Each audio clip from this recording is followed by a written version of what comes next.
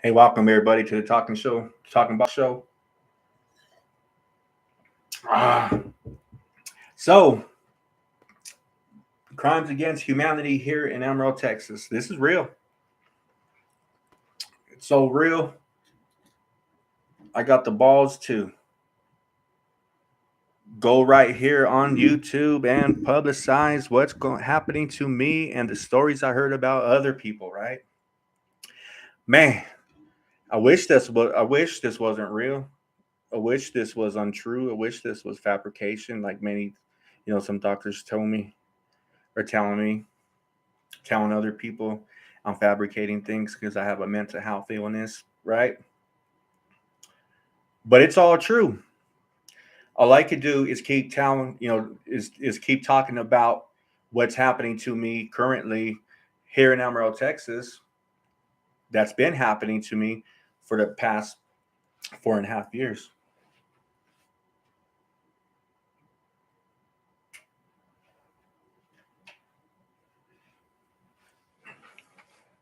And I got bad luck. Let me tell you right up front. I got bad luck. I had to, move into a city, part of Texas, to experience and to see with my own eyes crimes against humanity here in Amarillo, Texas.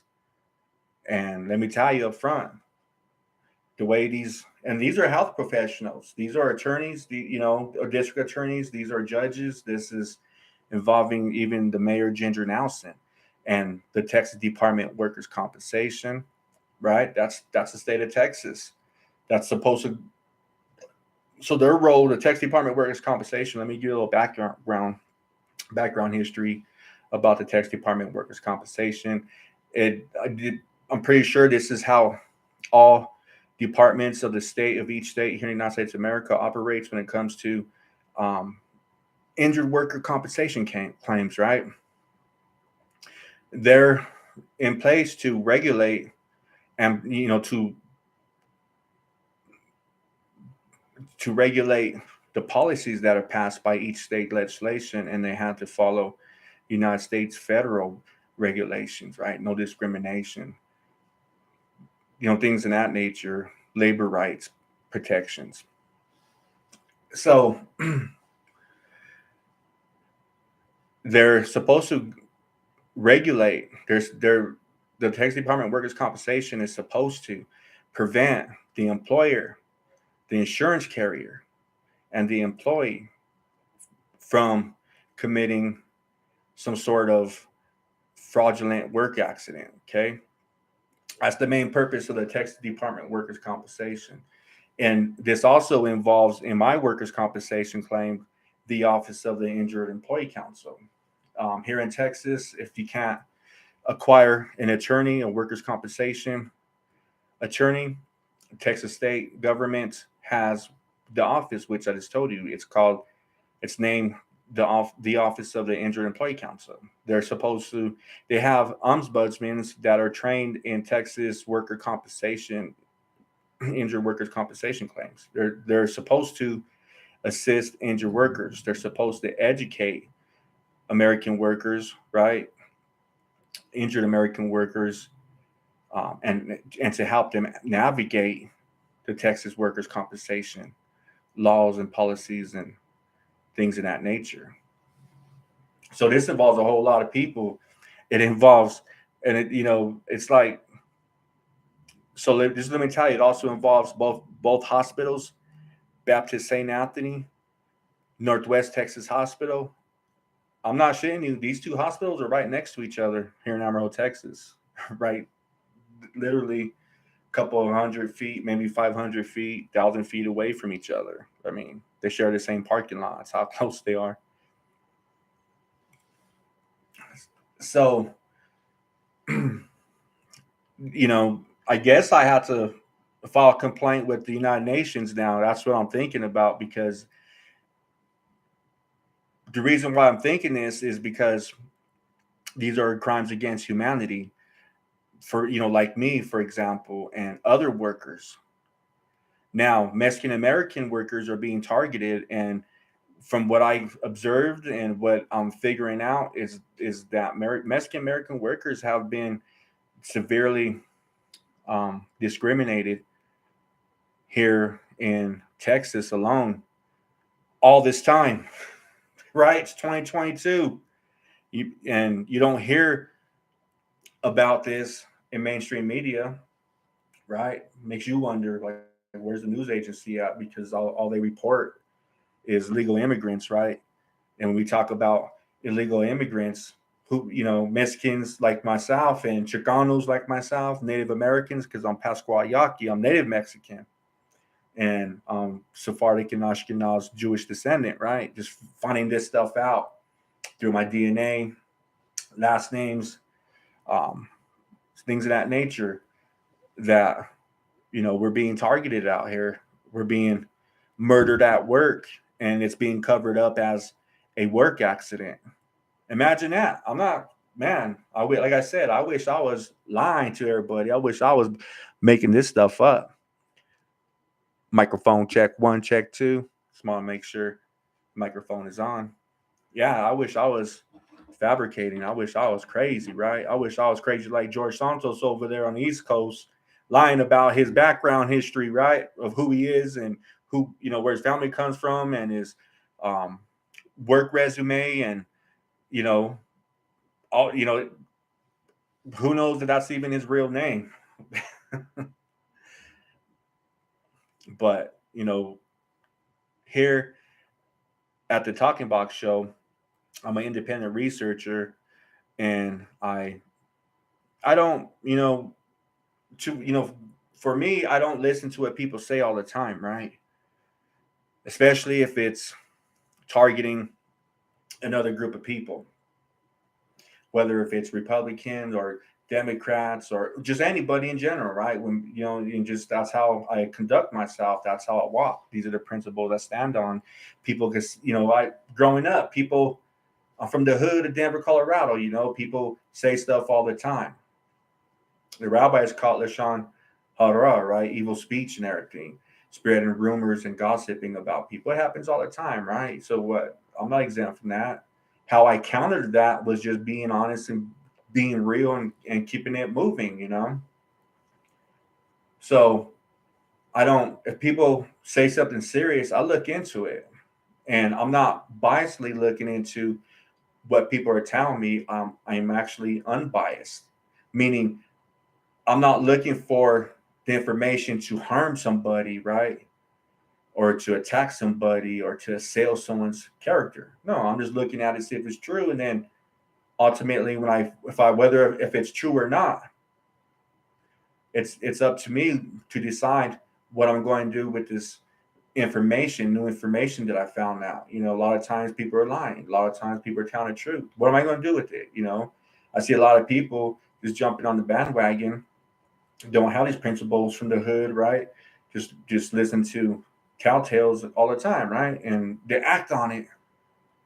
But me, I look into it, and ultimately, hey, if it's true, what do you want me to do? I come from gangs and everything, so there ain't no violations in Denver. You do something serious, then we're gonna take your life. That's how the streets. That's the street mentality in Denver, Colorado. A lot of people over there in Denver can vouch for me, and all over Colorado. But on top of that, if I found out it's true and I know it's going to hurt somebody, someone's going to get killed, a lot of the time I kept my mouth shut. Yeah, you know, no matter what it was or is. And maybe I'll go, personally to the person and where I found out the truth and say, hey, look, man, stuff you're doing, you need to knock it off. These cats find out, they're going to murder you. They're going to take your life. They're going to end it quick, And a lot of the times, it goes into your family and everything. So it's just not like it's you, but it's going to involve your family, because that's just how Denver gangs operate in Denver and stuff, or that's how I operated at one time. If I can't get you, I'm going to get somebody. I'm not going to get your friends, your homeboys. No, I'm going to come for your family. If it's serious, a crime against me, right, and mine or something. And that's how I operated in the streets of Denver, Colorado, since a little kid. I come from the 1980s, I was there as a little kid when everybody was still breakdancing. Go watch the movie Breaking. You'll see how the Crips and Bloods were already, forming at that time. But they're breakdancers and Crips and Bloods. I think, they were already. It was happening at that time, 1980s and stuff. I can remember far back into at least 1982 when I was 3 years old. We had friends. I had older brothers, and my friend had older brothers, and they were Dog City Crips, right, from the Westwood Project, Southwest Denver, Colorado. Um, so the gangs were already there, but in breaking, you can see that even the breakdancers at that time, which were all color of people, white, black, Mexican, Native American, Asian, anybody, right? Anybody from the hood. That was the trend during that time. That was a way to identify with other people and relate to other people and to express yourself through breakdancing, right? So, that's a little history about me and what I'm observing today, how people just receive information and they don't know, and they don't, because they don't know, they're not educated, and no one's educating them about misinformation and disinformation.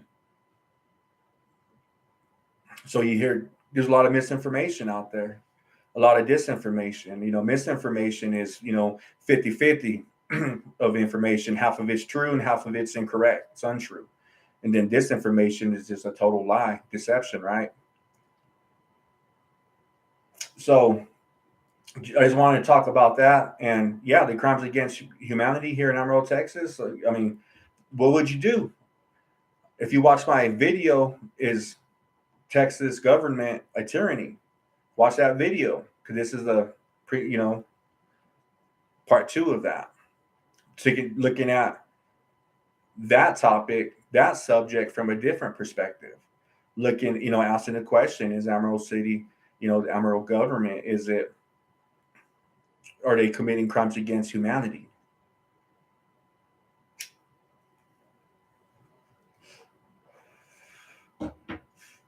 Right? That's a serious topic right there. That's a serious subject right there.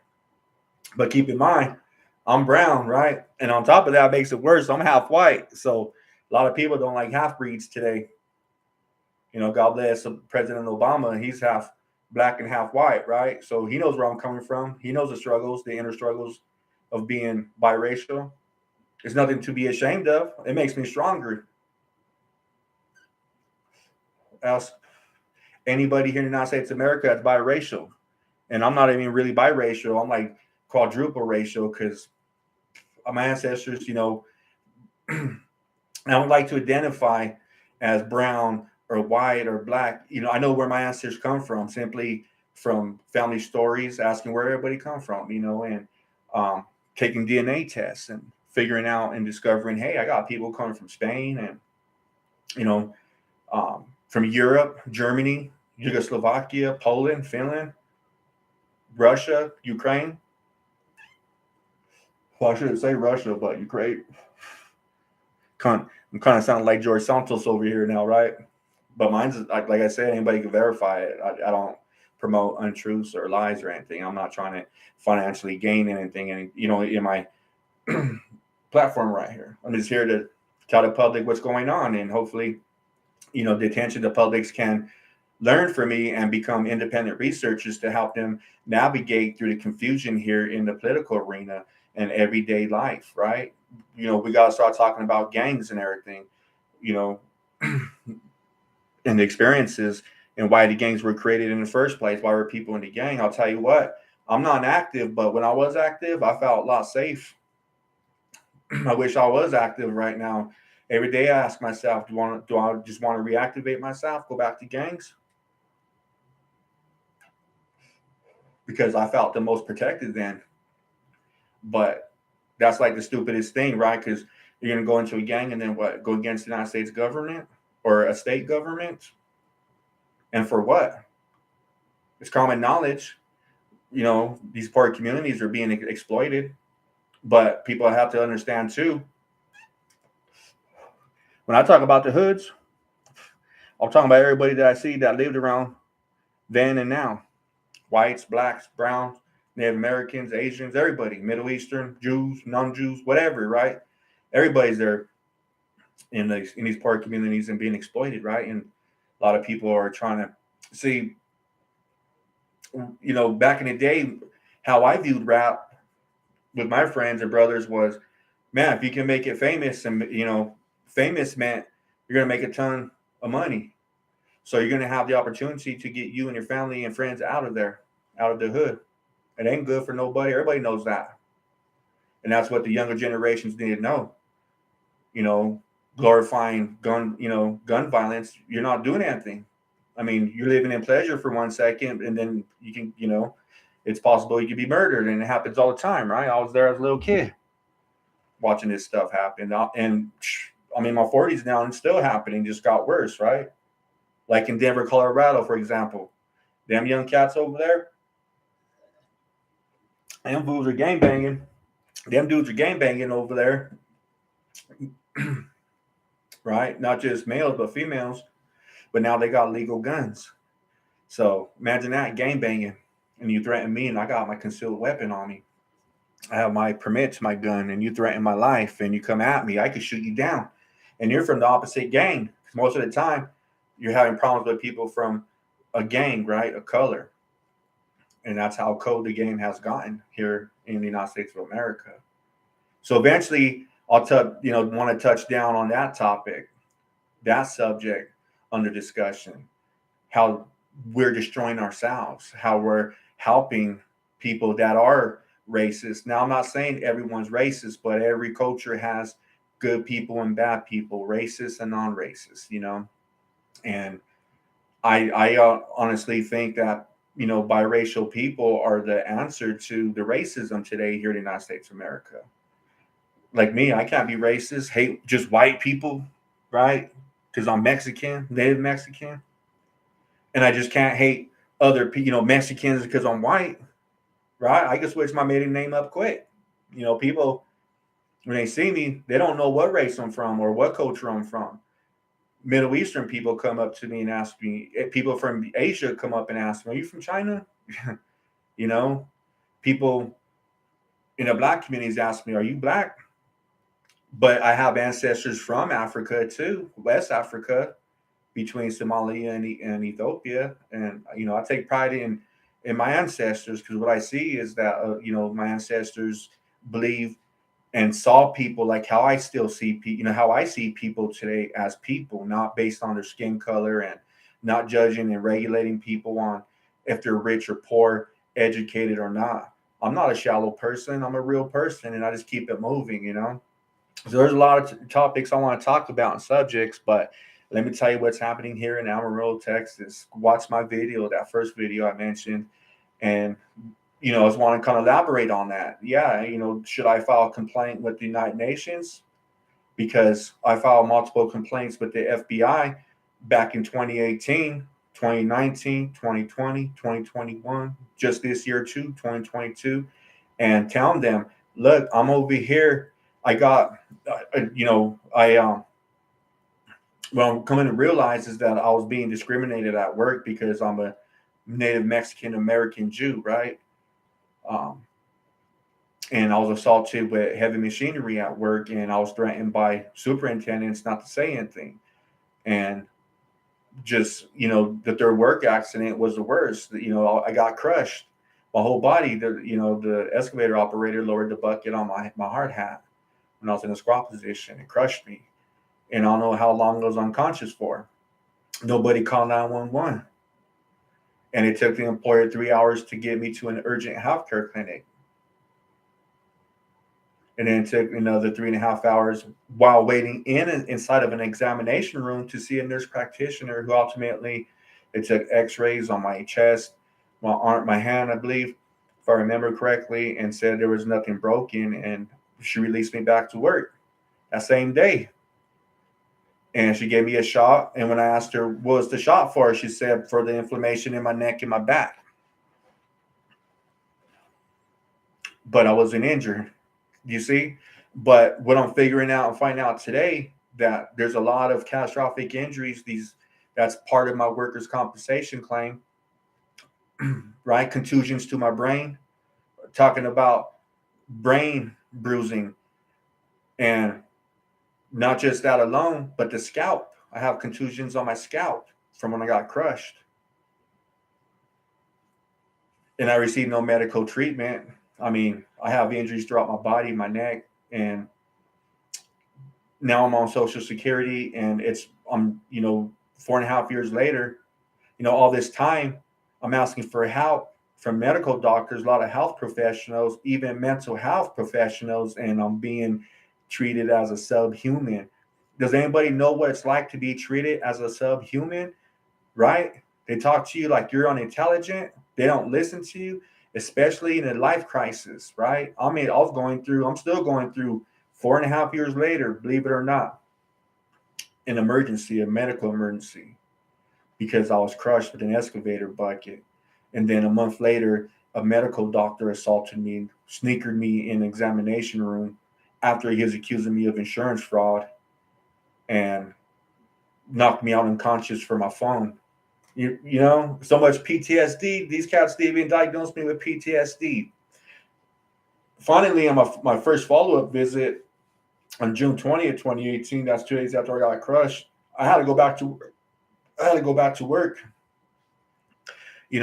People don't think before they speak. And when I tell people these stories, they're like, they tell me about someone they know that's kind of, had a similar work accident. The difference between me and that person, like I keep telling these people, is look, they got medical treatment, right? I haven't. 4.5 years later.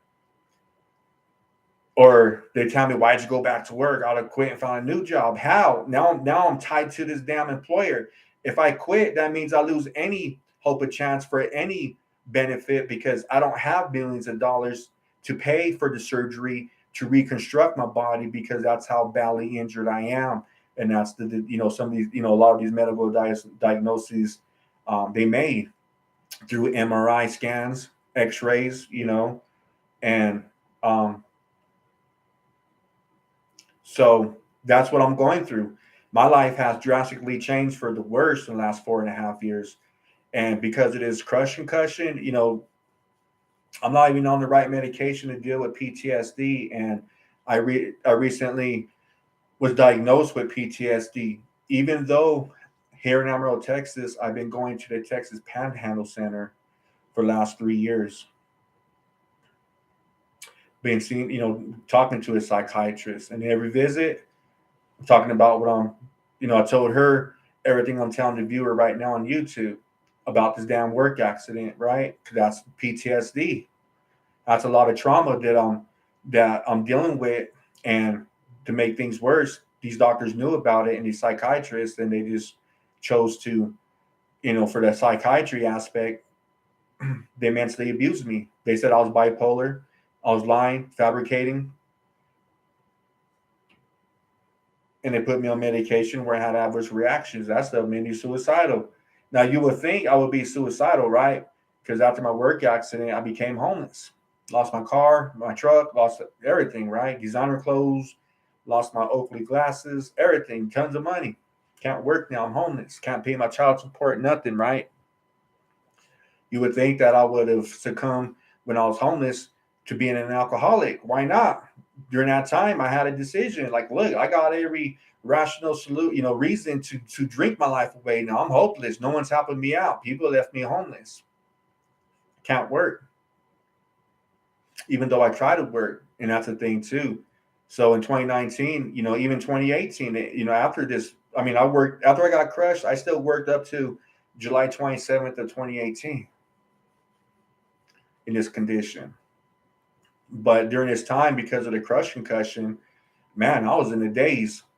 I was in the daze for the last 3.5 years, because last year is when I began to tell the same psychiatrist, I don't know if this is good or bad for me, because it seems like my mind is, I'm aware of what happened, but for some reason my mind isn't processing what happened, because when I talk about what happened, I start feeling sick, nauseous, probably having heart attacks, probably having strokes talking to the psychiatrist, probably having heart attacks and strokes talking to these medical doctors in these examination rooms.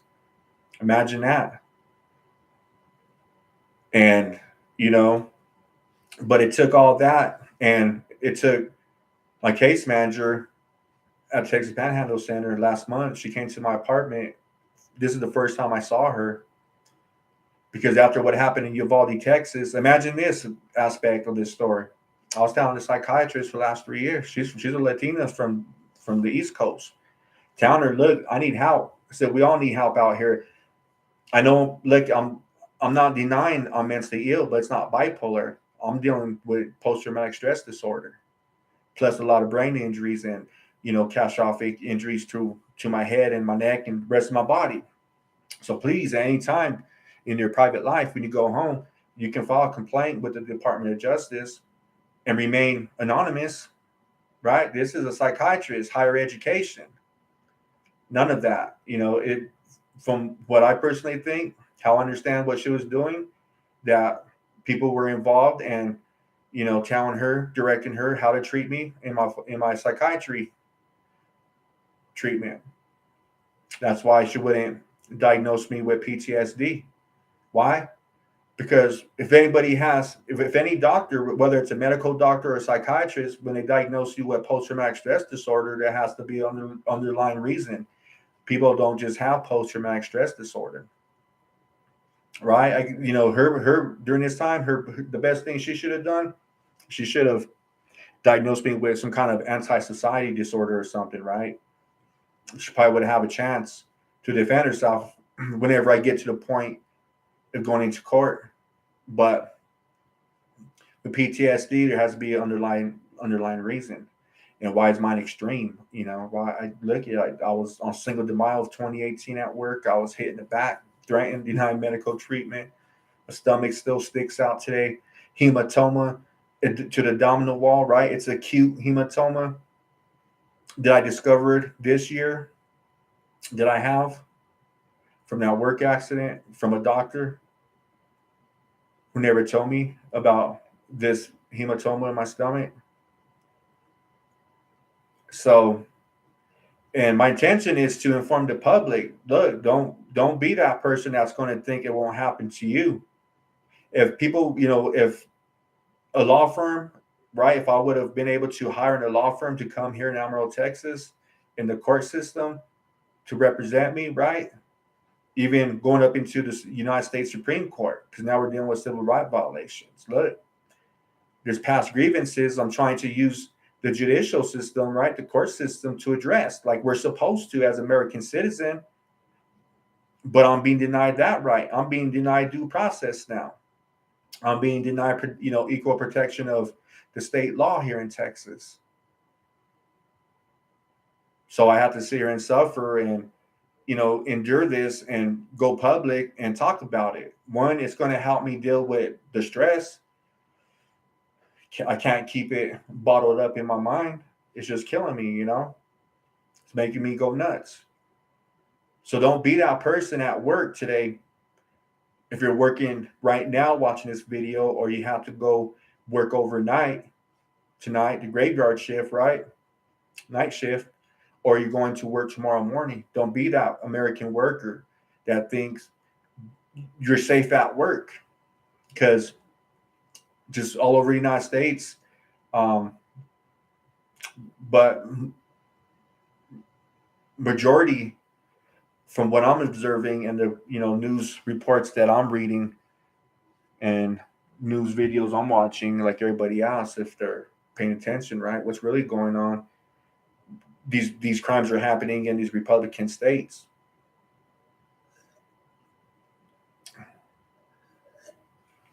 Now, before any of my viewers gets caught up in the hype, see, I call this stuff that's happening the hype. Don't get caught up in the hype. Just hear me out. I'm a registered Republican voter. Back in the day, I voted Republican, right?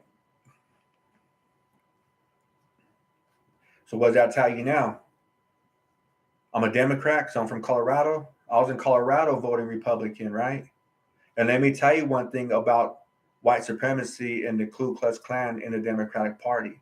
If you research American history, you'll find out after the Civil War, these people with their white ideology, right? Not all white Americans, but the Southern ones, and the ones that were for white, supremacy became politicians, led into the John Crow era, right, down south.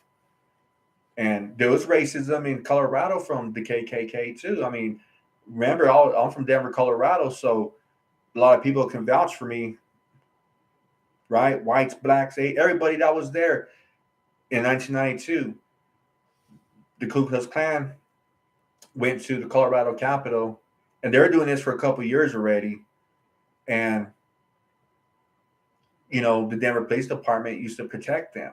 And that's another thing about the Second Amendment, right? The right to bear arms and everything. So check this out. Look how drastic for the worse, right? The interpretation of the Constitution has become, only to benefit the lobbyists and the rich people, super rich. You're not rich. A lot of people think they're rich today and everything. And, if you don't, this is a sign to tell if you're rich. The property you own, do you have the house deed, or does the bank have it? Because if the bank has it, then you don't own your house.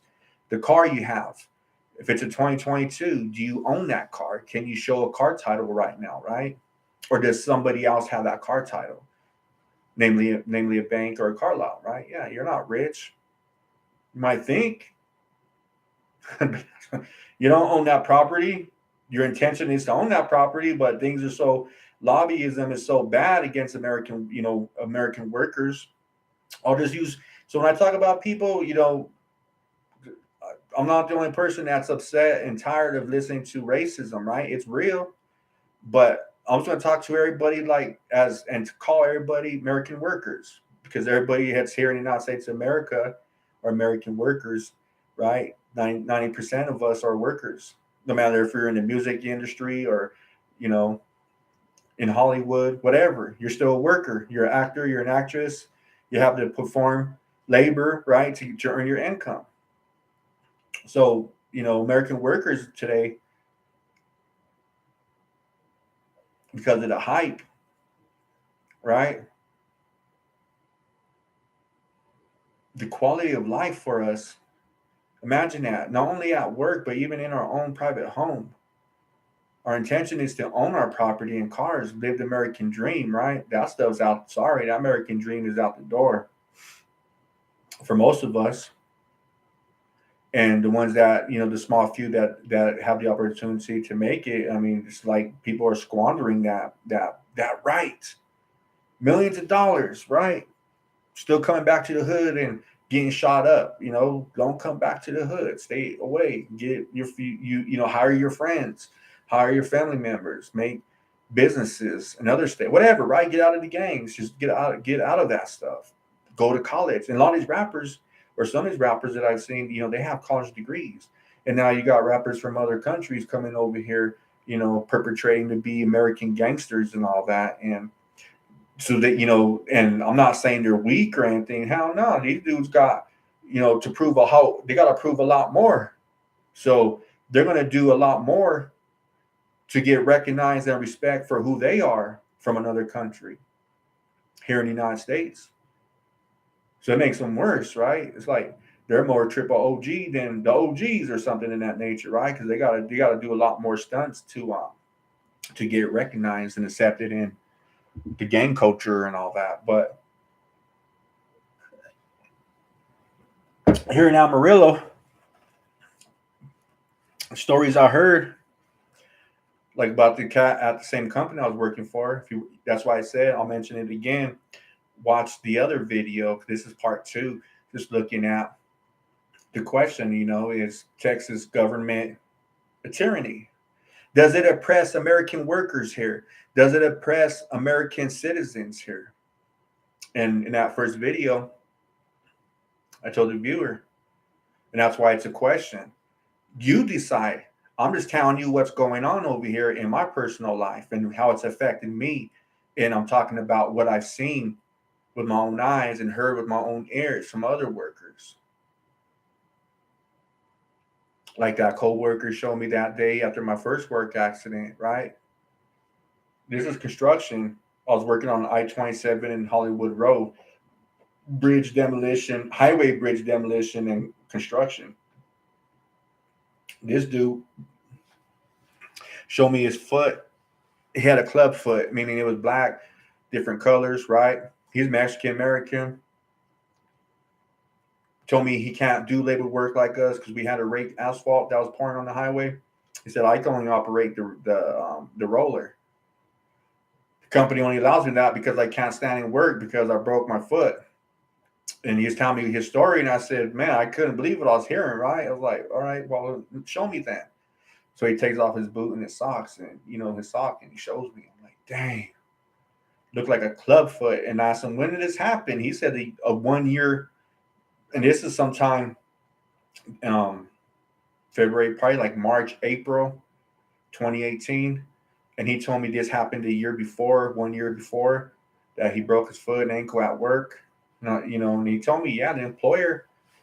So this is how the employer, the Allen Butler Construction Inc. company, still, how they broke the law and how they're breaking the law when it comes to injured workers' compensation insurance laws, and how Texas Department of Workers' Compensation knows about it.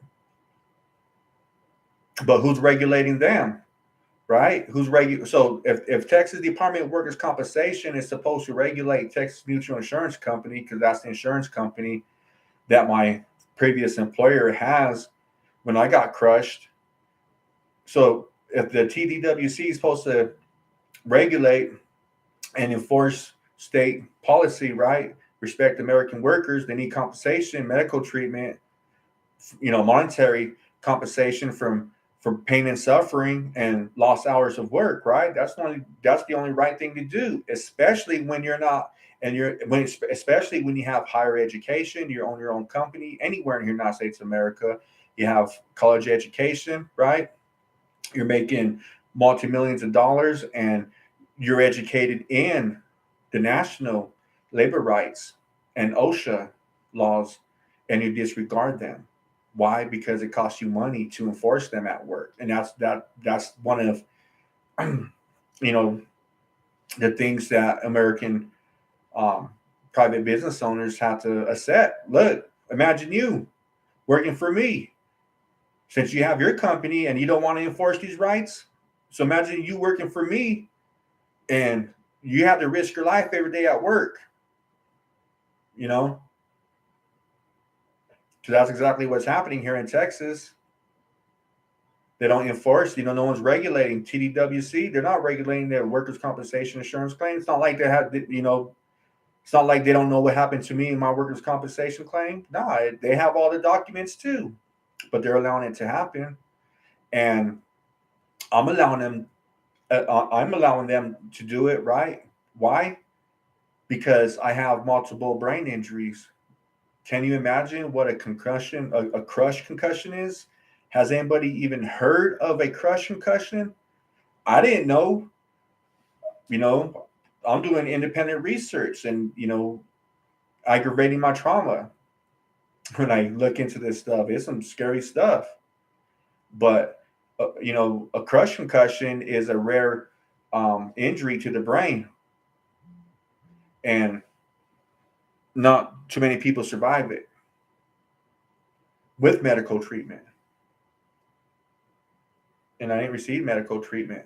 These cats, 2 days later, at the emergency department at Baptist St. Anthony here in Amarillo, Texas, that doctor told me that there's nothing wrong. I just have a post-traumatic headache. So do you see how they minimize, right? They got to make some kind of medical diagnosis, because the clinic urgent healthcare clinic is the clinic that sent me to this hospital after the nurse practitioner that morning was arguing to me and telling me I'm lying about being, and that's another issue too. And that's why I said, look, do I got to file a complaint with the United Nations, since the Department of Justice won't investigate, won't answer my complaint?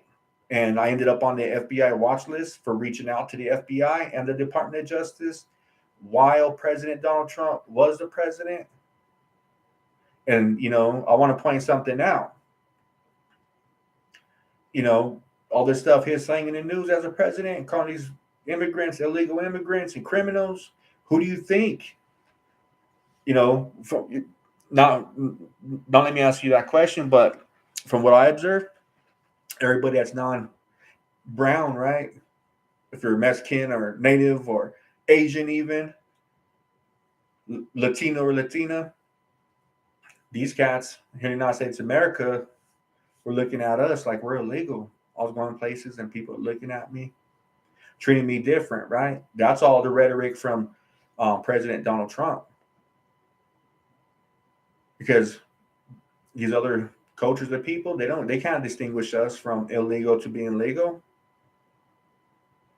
But there's a reason behind the hate speech that President Donald Trump is pushing out there, right? During that time, even today.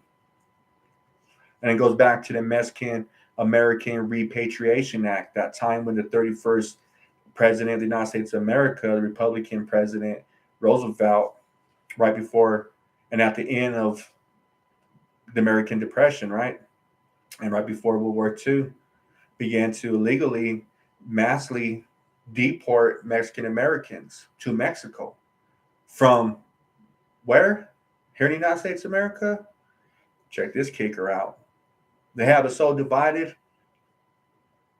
And I call us, me, I broke away from it. And maybe I wasn't a mental slave, but I call people, they're suffering from a condition, a syndrome, and it's they're psychological slaves and don't know it, because they take in information from people, right? Like Donald Trump. All supporting Donald Trump too. But once you start saying all this crazy nonsense about illegal immigrants and I started being mistreated, I was like, man, hold on here. Some ain't adding up. But by this time, I already had brain injury, so I was in mass confusion. And because of that rhetoric, that's a relationship between me filing complaints with the Department of Justice and the FBI back in 2018, 2019, 2020, and ending up on the FBI watch list. And some Amarillo police officers asked me,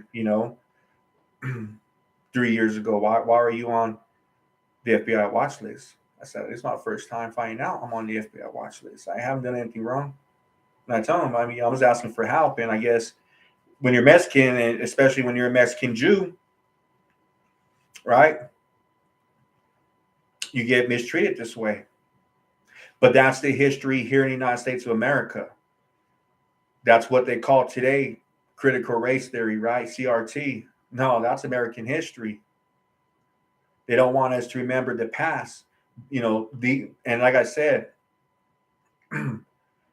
not all white Americans are racist. We have to wrap our mind around that. Everybody knows that. Majority of people today know that. But it's the people from that Confederacy, right, that want to promote eradicating critical race theory, which is actually American history. They don't want people to remember the past, their past behavior and their ancestors' past behavior, right? Why? Because when you're a mental slave, it's the person that had, the mental master is the one that has all the money, the one that has all the upper education, the higher education, college degrees. They're the ones that make more sense because they have education over these mental slaves that have no education and don't even know the past. And when these people start mistreating you like how they're mistreating me here in Amarillo, Texas right now, right?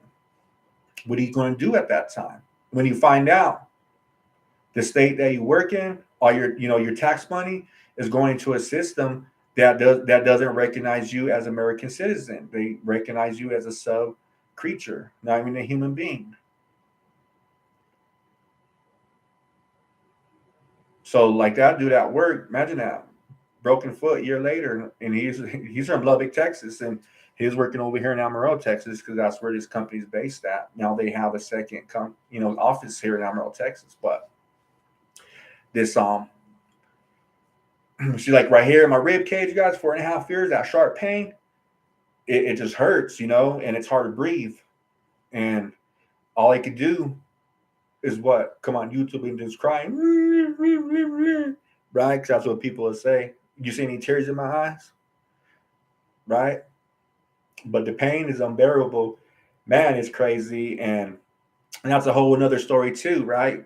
Why I started getting, why was I being mistreated in the first place? And like these people found out something about me that they hated about me, right? Yeah, because, you know, I met this guy, his name's Steven, right? And he had Zeke, the white dude. And, he's big as me. And I inquired about it. And he found out he was a Mexican Jew, or not a Mexican Jew, but a Messianic Jew. And we started talking. I was like, yeah, I never subscribed to Messianic Judaism. I heard about it. And what I do know, it's an extension of the church. And at the end of the day, their theology is wrong. So, but we became friends and everything. And from that point forward, the workers were asking me because I was telling this guy, Stephen, yeah, I can read the Bible fluently in biblical Hebrew, Aramaic, and, New Testament Greek. I just have a higher vocabulary in biblical Hebrew. And secondly, the second, higher part of my vocabulary is New Testament Greek. And then the third would be Aramaic. And, the story behind that is I didn't go to college. I didn't go to no school for that. I was just praying to God, searching for the truth. Imagine that in my prayer. Dear God, I want to know the truth.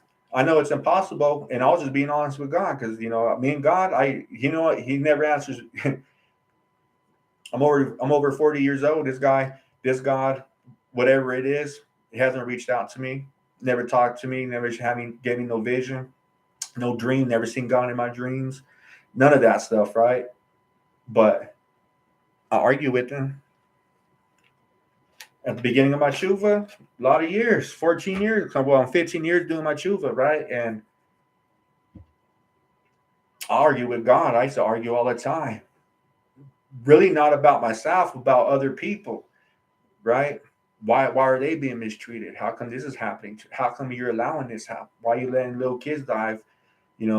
Whatever, right? Just different stuff. Cancer, all that. Why women being mistreated? Why am I doing the things that I'm doing, right? In the past, why would you allow people to live in an environment and not and tell them, have the decency to tell these people in these broken families and broken communities that were experiencing environmental racism? That's my prayers to God. It's always been that way, right? As I got older, as life became more traumatic, as I began experience and was being treated like I didn't belong here. But the only thing that kept me different and kept me afloat, and that distinguished me from other people, is I know my family history. I know where my ancestors come from, and I read the Bible in these three languages. So no one can tell me about the Bible, right? Because in the past, before I learned these languages, they'd tell me I have to believe in this way, in that way. And I got to do this, I got to do that, and whatever, right?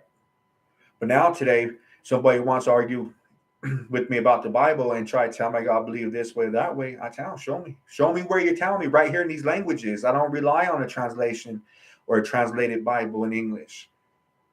Show me in the Hebrew, show me in the Aramaic, show me in the Greek, and they can't. But that's my prayer to God. I just wanted to know the truth. What is the truth? Are you even real? Why are you real? And I said, hey, I'll give you my heart and mind if you help me to learn these languages. Because I never seen God as a God that I pray to Him and He answers my prayers and give me what I want, right? But in the past, I can tell you, yeah, I prayed to God. I got a job. I got higher income, but I lost it all. And why would you lose something that God gave you in the first place? Since that's what I would think. That's what I would ask, myself. If I was telling myself right now, if I was a different person, right, and say, yeah, okay, so you pray to God, you got the job, I see the job, you got the income, I see this, and then, or you lost it, and He's showing me that you did lose it, and indeed you did work there, and indeed you make money, but you're telling me that you prayed to God and He made it happen, and then you lost it. And that's the thing I learned about God. when you don't fulfill your bargain, right?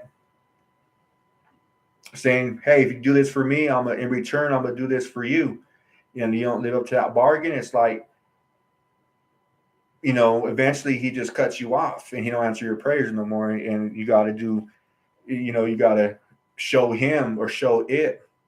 He's not a he, he's not a she. It's a it. Elohim, power of them in Hebrew is what it means. That's what Elohim means. And, El means power. That's just another aspect to describe who this God is. And he's beyond that.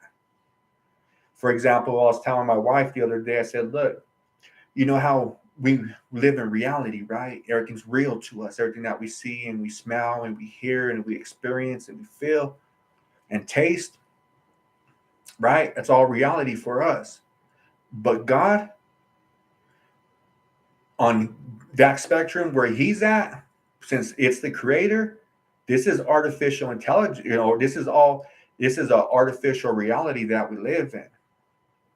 To him, to his perspective, not our perspective, right? This is all real. Microphone's real, right? Everything, cigarettes real, but we're created. And the point is, I was trying to tell her look, I was trying to explain to her, right? Look, we live in a creation, not God. It doesn't live he's not a created being. He's the creator. And that's one of the aspects I like about Orthodox Judaism is that, you have the freedom to learn these languages, whether you learn them by yourself, you learn by a rabbi, you pay a lot of money to go to school, whatever, right? Or you're learning with God, like in my case, praying to him, right? I want to know these languages because I want to know the truth. So during this time, so God, look, how do I know? How do I know if it's Judaism? They could be lying. How do I know if it's Christianity? They could be lying. How do I know if Islam is the real religion, right? So show me, help me understand this stuff. But I didn't. At this time, I knew I had to give back to God some way, right? And I knew he can assist me. I didn't want him to do it for me. And if you want to say prayers were answered, right? And that's how I'm able to learn to, read the Bible in these languages and everything. And considering I only had the opportunity to go into the 6th grade for public education. I never went to high school. I was incarcerated in my teen years, and that's a whole nother chapter in my life to talk about, to discourse over and discuss, right? And give a discourse on, hey, this is the valuable lessons I learned and experience, right? Even though it was heartbreaking things that I experienced as a kid, right? So that's what I was being, targeted for. Not only my skin color from, the United States President Donald Trump, that hate rhetoric towards us, right? And look at us, dog. We're over here calling immigrants illegal and thinking that they're sub creatures to us, right? Subhuman beings to us, right? That's all we're doing. Like I said, I'm just keeping it real. I don't need someone to agree or disagree with me. I got a free mind. I know I have the power of voice and speech, and I know how to articulate, even though I'm working through these brain injuries without medical treatment. I know how to talk, right? I know how to be a decent human being and talk intelligently, right? And to get points across, even though I'm in this condition, right? Not only is it a physical condition, but it's a mental condition too. Feel like I'm enslaved, or not enslaved, but I feel like I'm in prison because of this PTSD. And now my body, affects me so bad. It's man, imagine eating food for the last 4.5 years and it takes you an hour to eat, right? Because your neck's swollen. Makes me wonder, is my neck broken, back broken? Or is it the brain injuries that is causing the swelling? Maybe I'll never find out. Maybe I will. I got another appointment next week, but that's how I got. So this is how I got diagnosed with PTSD, was because my case manager and her supervisor said, look, if this guy needs help, we need to get him to the pavilion because they have to medically treat him there. So that's what they did. They saw that I was mentally deteriorating and physically in pain, so they got me over there. And I had to fight, right? And when I mean by fighting, I'm not saying like Donald Trump, right, promoting violence. I'm saying I had to advocate for myself in this condition when I was in the pavilion because the first psychiatrist didn't want to hear me. That dude, he's Mexican too, Mexican American, just coming in front of everybody, no privacy or nothing, right? Tell me what's going on in town. Okay, and then he disappears, and then I'm diagnosed with bipolar and trying to prescribe me medication for bipolar, right? I'm like, man, this is some bull crap. I'm not dealing with bipolar, right? The medical doctor from Texas Tech that went there, he didn't want to see me. And then when he did, like the second or third day I was there, he tried to avoid me after that. So the nurse practitioners, people of color, right, like me and all that, I had to talk to them, telling them, look at the swelling. Look at how I'm walking. Look at the swelling in my freaking hand and my arm. I'm in so much pain. I'm not in denial that I have a mental health issue, but it's not bipolar. I'm suffering from PTSD. I'm sorry. If everybody else can get crushed, get in a car wreck, right, get assaulted, and end up with PTSD, why can't I? And that's the aspect of being treated as a subhuman being. When you get crushed by heavy machinery at work, and you're denied medical treatment, you get assaulted by a medical doctor, cat knocks you out, right? Sneakers you, all that, and you're you're not even a human being no more. You're a creature because now I don't even have protection of the state or the city. Imagine that, living my life over here last 3 years, because I came back 3 years ago from Denver. You know what it's like to live here in the United States of America, knowing that the police don't protect you. So anybody can try to commit a crime against you, and depending on who they are and who they know and how much money they have, they can get away with it. Because that assault, that was attempted murder. That medical doctor knew about the brain injuries. I didn't know about any of these injuries. And that's why he attacked me in the manner he did. But, that's how, so because of who I am, how I identify myself, I know who I am, right? I take pride being Pasquale Yaki and a German and a Yugoslavian and from Poland and Finland and Africa, Asia, even Mesopotamia, right? But that's why I'm being mistreated this way. It's so sad. No law firm, no attorney will represent me out here. I have a little bit of money to get, to put money down to get an attorney to go in the court system, but they don't want to, because that's how corrupt the system is. Whoever these powerful people are here in Amarillo, they control everything from the medical to psychiatry, everything, to the court system, the policing, everything, the mayor, all that.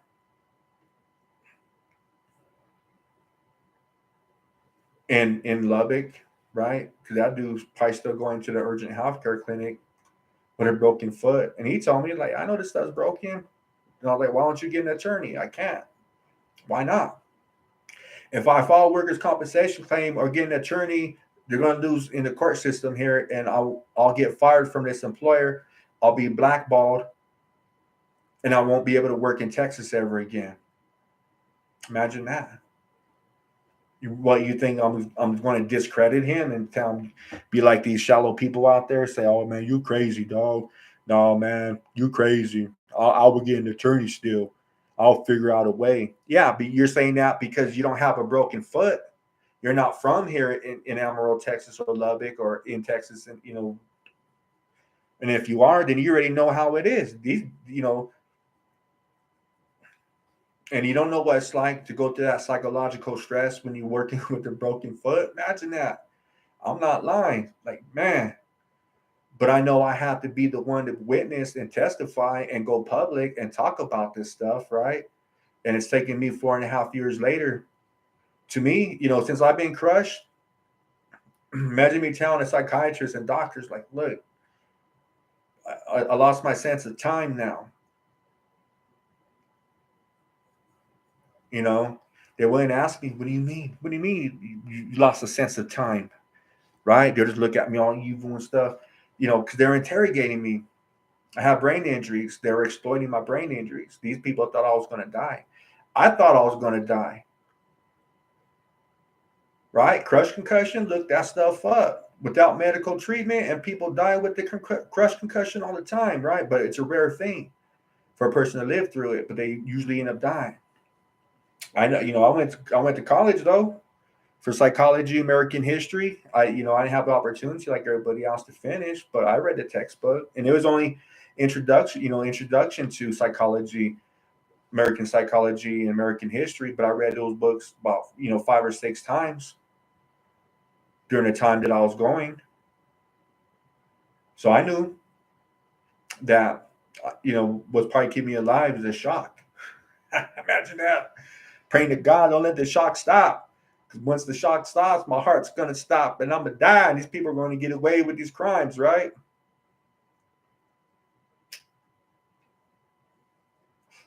But yeah, I lost the sense of time. And I can show, like the Department of Justice. Look, I was in these examination rooms from 1 to 6 hours per visit.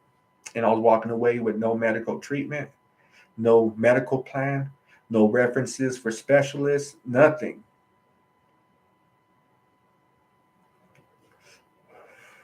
So imagine, be an empath, put yourself in my shoes, because if we can't predict animal behavior, let alone human being behavior, then who's to say tomorrow you have to go to work and if God forbid you die at work, or you discovered that all these coworkers that you tell jokes with every day, right? Probably go to barbecues with, all kinds of stuff, supposed to be your friends, and then you get in a work accident because your employer isn't following the labor rights, aren't respecting American labor rights, and they're not following the OSHA laws, and you end up injuring yourself, and then you're going to be out of work for 6 months to a year, and these cats turn around and say, "Ain't nothing wrong with you. Get back to work. You got to work in pain. You got to sit there and work with in that condition. And if you get out of line, we're going to take your life. We're going to not only physically assault you, but we're going to mentally assault you." And that's the psychological abuse aspect that I'm enduring. So you can sit there and watch this video and think it won't happen to you. And right, a lot of people today in society, including myself, this is why probably I could talk about it. We're all narcissistic people. We're all selfish. And these people at work, me, I won't do that. This is why I'm able to talk about these things, how people are narcissistical, right? They only want, and they're only looking out for themselves, not even their own family, not even their own children. Then the children are growing up that way, caring about themselves and not their, parents and grandparents and cousins and all that. Not everybody, but majority of people are this way, it seems like. Look at Donald Trump over there. Even have police officers raiding the Capitol, right? The national Capitol on that day in J6. Telling everybody he has evidence, mass evidence. This cat looks like he's going to get prosecuted, or he probably never will. Who knows? What we're probably experiencing when you break away and become an independent researcher and look at both sides of the story, right? To me, it seems like if they don't prosecute this guy and his buddies and everybody, the politicians that are involved in it and his lobbyists, then bye-bye America.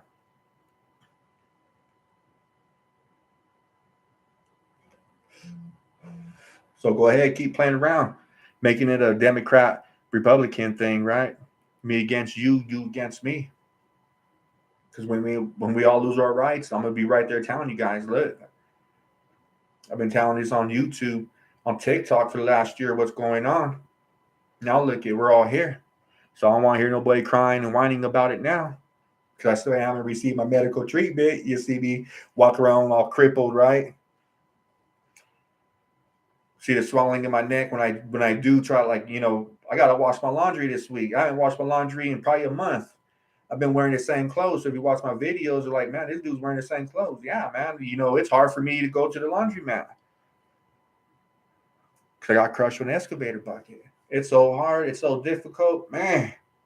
I was supposed to go do my laundry today, and I didn't. I just barely got in the shower. It's hard to take a shower. It's hard to sit here in this pain and stuff. But what do? You gotta what? Because this is the big thing in Texas. You gotta man up. So I manned up 4.5 years ago, but I doubt a lot of people here in Texas that have that big man attitude, that big man mentality. They go get crushed. They be sitting there crying when they don't get medical treatment, when they get psychologically abused and then physically assaulted by a doctor and laughed at. Yeah, let's see if you survive that. I haven't succumbed to drugs. I haven't succumbed to alcohol, but those are the two things that these doctors are trying to use against me too, right?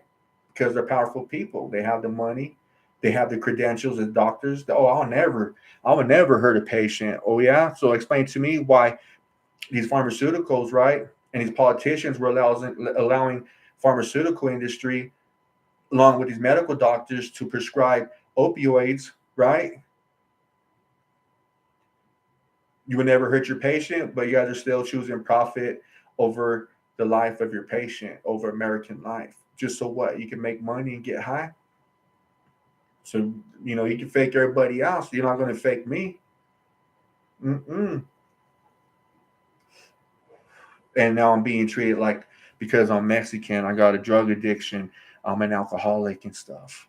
I had went to his clinic and I took my UA, and once again, like at work, cleared my name. You see any drugs in my system? You see any alcohol? But these are the weapons that they use, and it's a psychological war. Not only is it physical, right? The oppression I'm dealing with, in my opinion, my experience, and the stories I'm hearing from other workers. Let me tell you this about my wife, but this is a tyrannical government. They hate Americans, even though they're Americans too, right? They hate us because they're rich. They think they're better than everybody. They're even above the law. If you don't think so, then you better start explaining to me why these cats at the National Capitol on January 6th in 2020, right? How come they didn't get shot down? Because if that was a black riot, Mexican riot, right? We would have got shot down right there on the spot. There wouldn't have been no breach of the Capitol.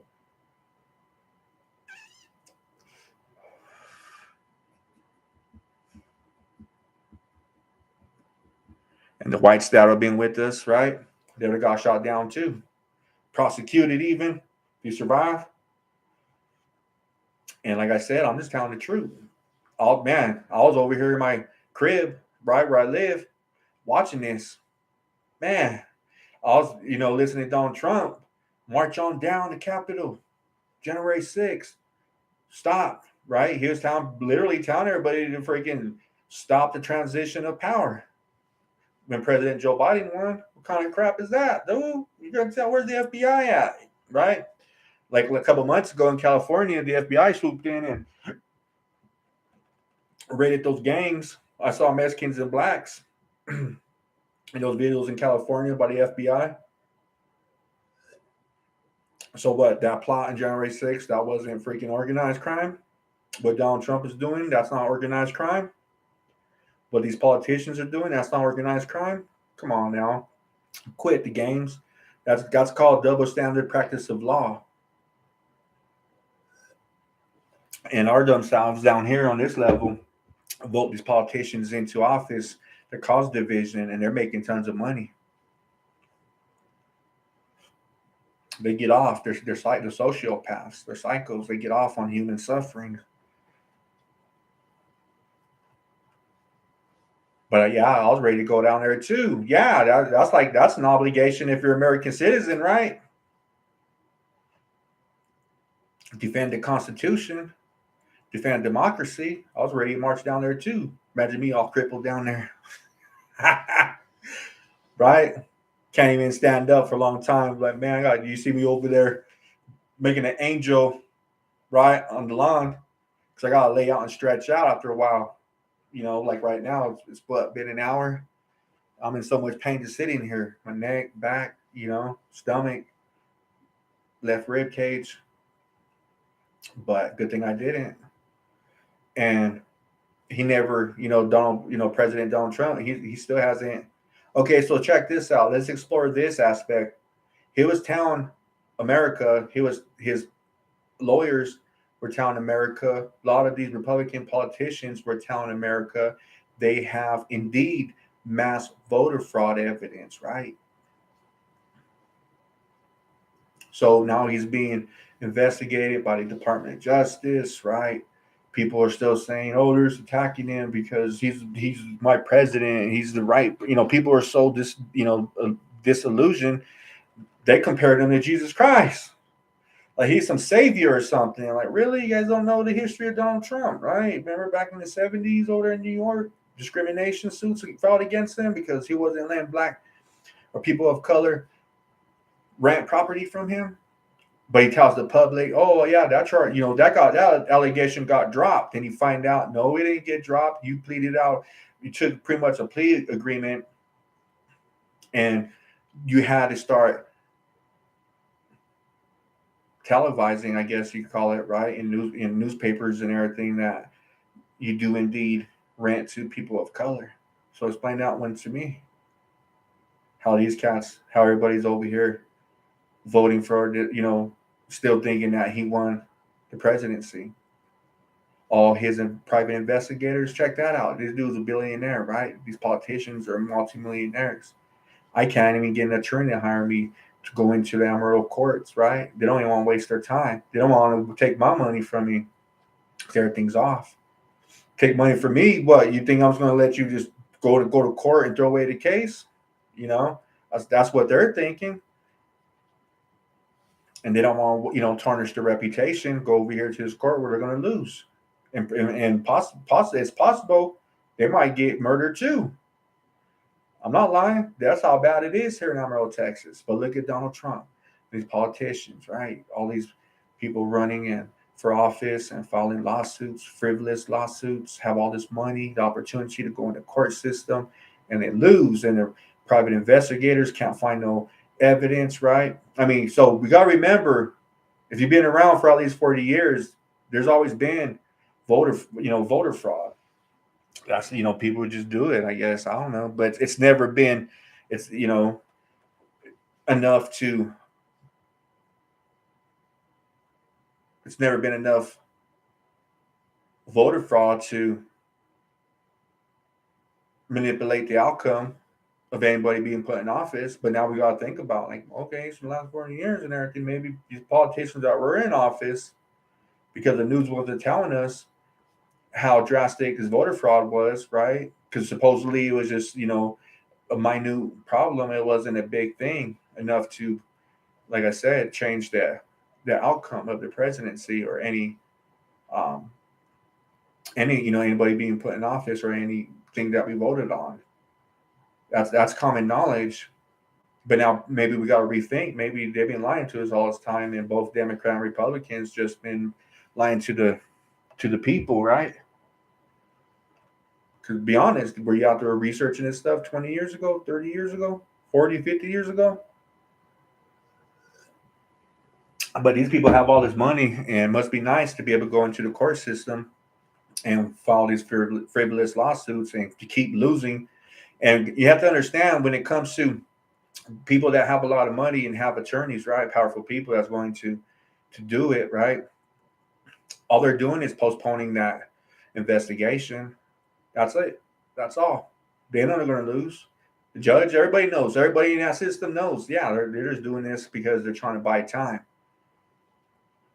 Why? Because while American public, as time goes by, it seems like American public forget what happened a year ago or 6 months, right? So we got to let the momentum die down, and we can do some plea agreements, and and people get to move, pass some policy to increase wages or something, or pass a little policy to improve the quality of life, right? So the American people can just forget about it and move on. So that's their whole intention. But this time, it looks like Donald Trump did something seriously, and try to overthrow the United States government. So the Republicans and Democrats are condemning him today, right? The politicians, and they want him to be investigated and prosecuted like everybody else. That's a serious thing. But let's look at it. So he's going through the court system, everything last 2 years, lost everything, right? Lost all of it, all credibility. I mean, everything, right? So what do you do now? So let's be in his shoes. Let's be an empath. What it's like to be Donald Trump.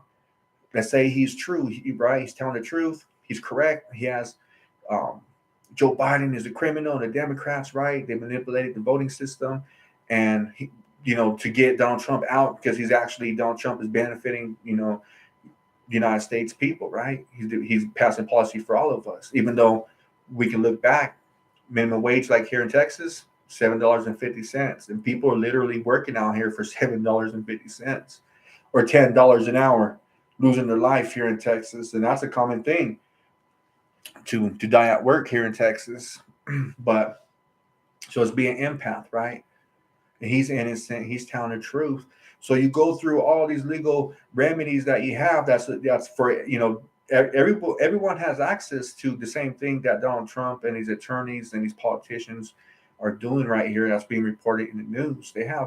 We all have the same access. It's just you wanted, do you have the money to file these lawsuits, to file these motions in court? Do you even know how to, right? You got to rely on an attorney. And do you have enough money to hire an attorney and stuff? And then you can do the same thing too, right? But these are billionaires and multimillionaires. They know how to play the system. It's like, they're being coached how to play the system.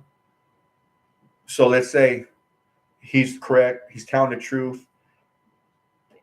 Joe Biden, for some reason, is going to, I don't know, destroy America. That's what they said about President Obama. Remember that? Yeah, let's keep it real. First black president of the United States of America. Oh, he's a Muslim. He's not even born in the United States of America. All this crazy stuff they're saying about him, right? We're losing America. What policy did he pass that made life poor here in America? Right? We still have our democracy. We still have our United States Constitution, right? But that's the same stuff, the same rhetoric that they're talking about President Obama, Barack Obama, right? Now Joe Biden. But Donald Trump, so he exhausted all the remedies he has, it seems like. Now he has to tell the public, right? Look at the adjectives that he uses when he talks about the Democrats and about migrants. They're corrupt. They're criminals, right? They're illegal.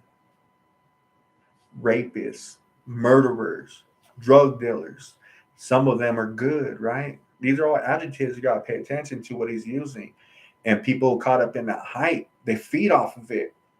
And it just tells us about who they are and how they see the world, how they perceive the world, and how they feel about their self, right? And how they perceive their self to feed into these adjectives, right? And people jump on it and just like, yeah. And here's one thing you have to understand about people like this. They have to find a target. They got to target some kind of group. George Santos over there, right? He got smart, whoever he is. He's a brown man, but hey, that's what happens. I mean, man, they're like this dude. Hopefully, I mean, was that we all have to wait and find out. But look at this guy; he got smart. Somebody's paying him, and this is lobbyism. Don't get it wrong. These are lobbyists paying him. They already, concocted this plan 2 years ago. Hey, this is what you're going to need to do. We'll get you off of it. And who knows, if Donald Trump becomes the next president again or some weird stuff. Everything's off since COVID-19. But he got smart and he said, I'm going to identify. I'm going to say I'm a Jew. I'm this. I'm gay. All that, right? Instead of condemning people using adjectives as as accusations against people and targeting, these groups and there, he said, I'm going to identify as these, create this story about me and identify with these people. And bam, it worked. I wish it was true. I'm a Mexican Jew. Like, yo, George Santos, man, help me out over here. Because I'm a Republican supporter too. I'm a Jew too, right? But I'd be over here, you know, Mashalom Kaki, help me out over here, right? I only know, I don't even know how to fluently talk in Hebrew because, with languages, you're only going to learn the language that you hear around you all the time. The vibrations in your ears and everything, registered the way people enunciate. That's a whole other story, but that's, if it was true about George Santos, I'll be sending him an email. Help me out over here. We're brothers, right?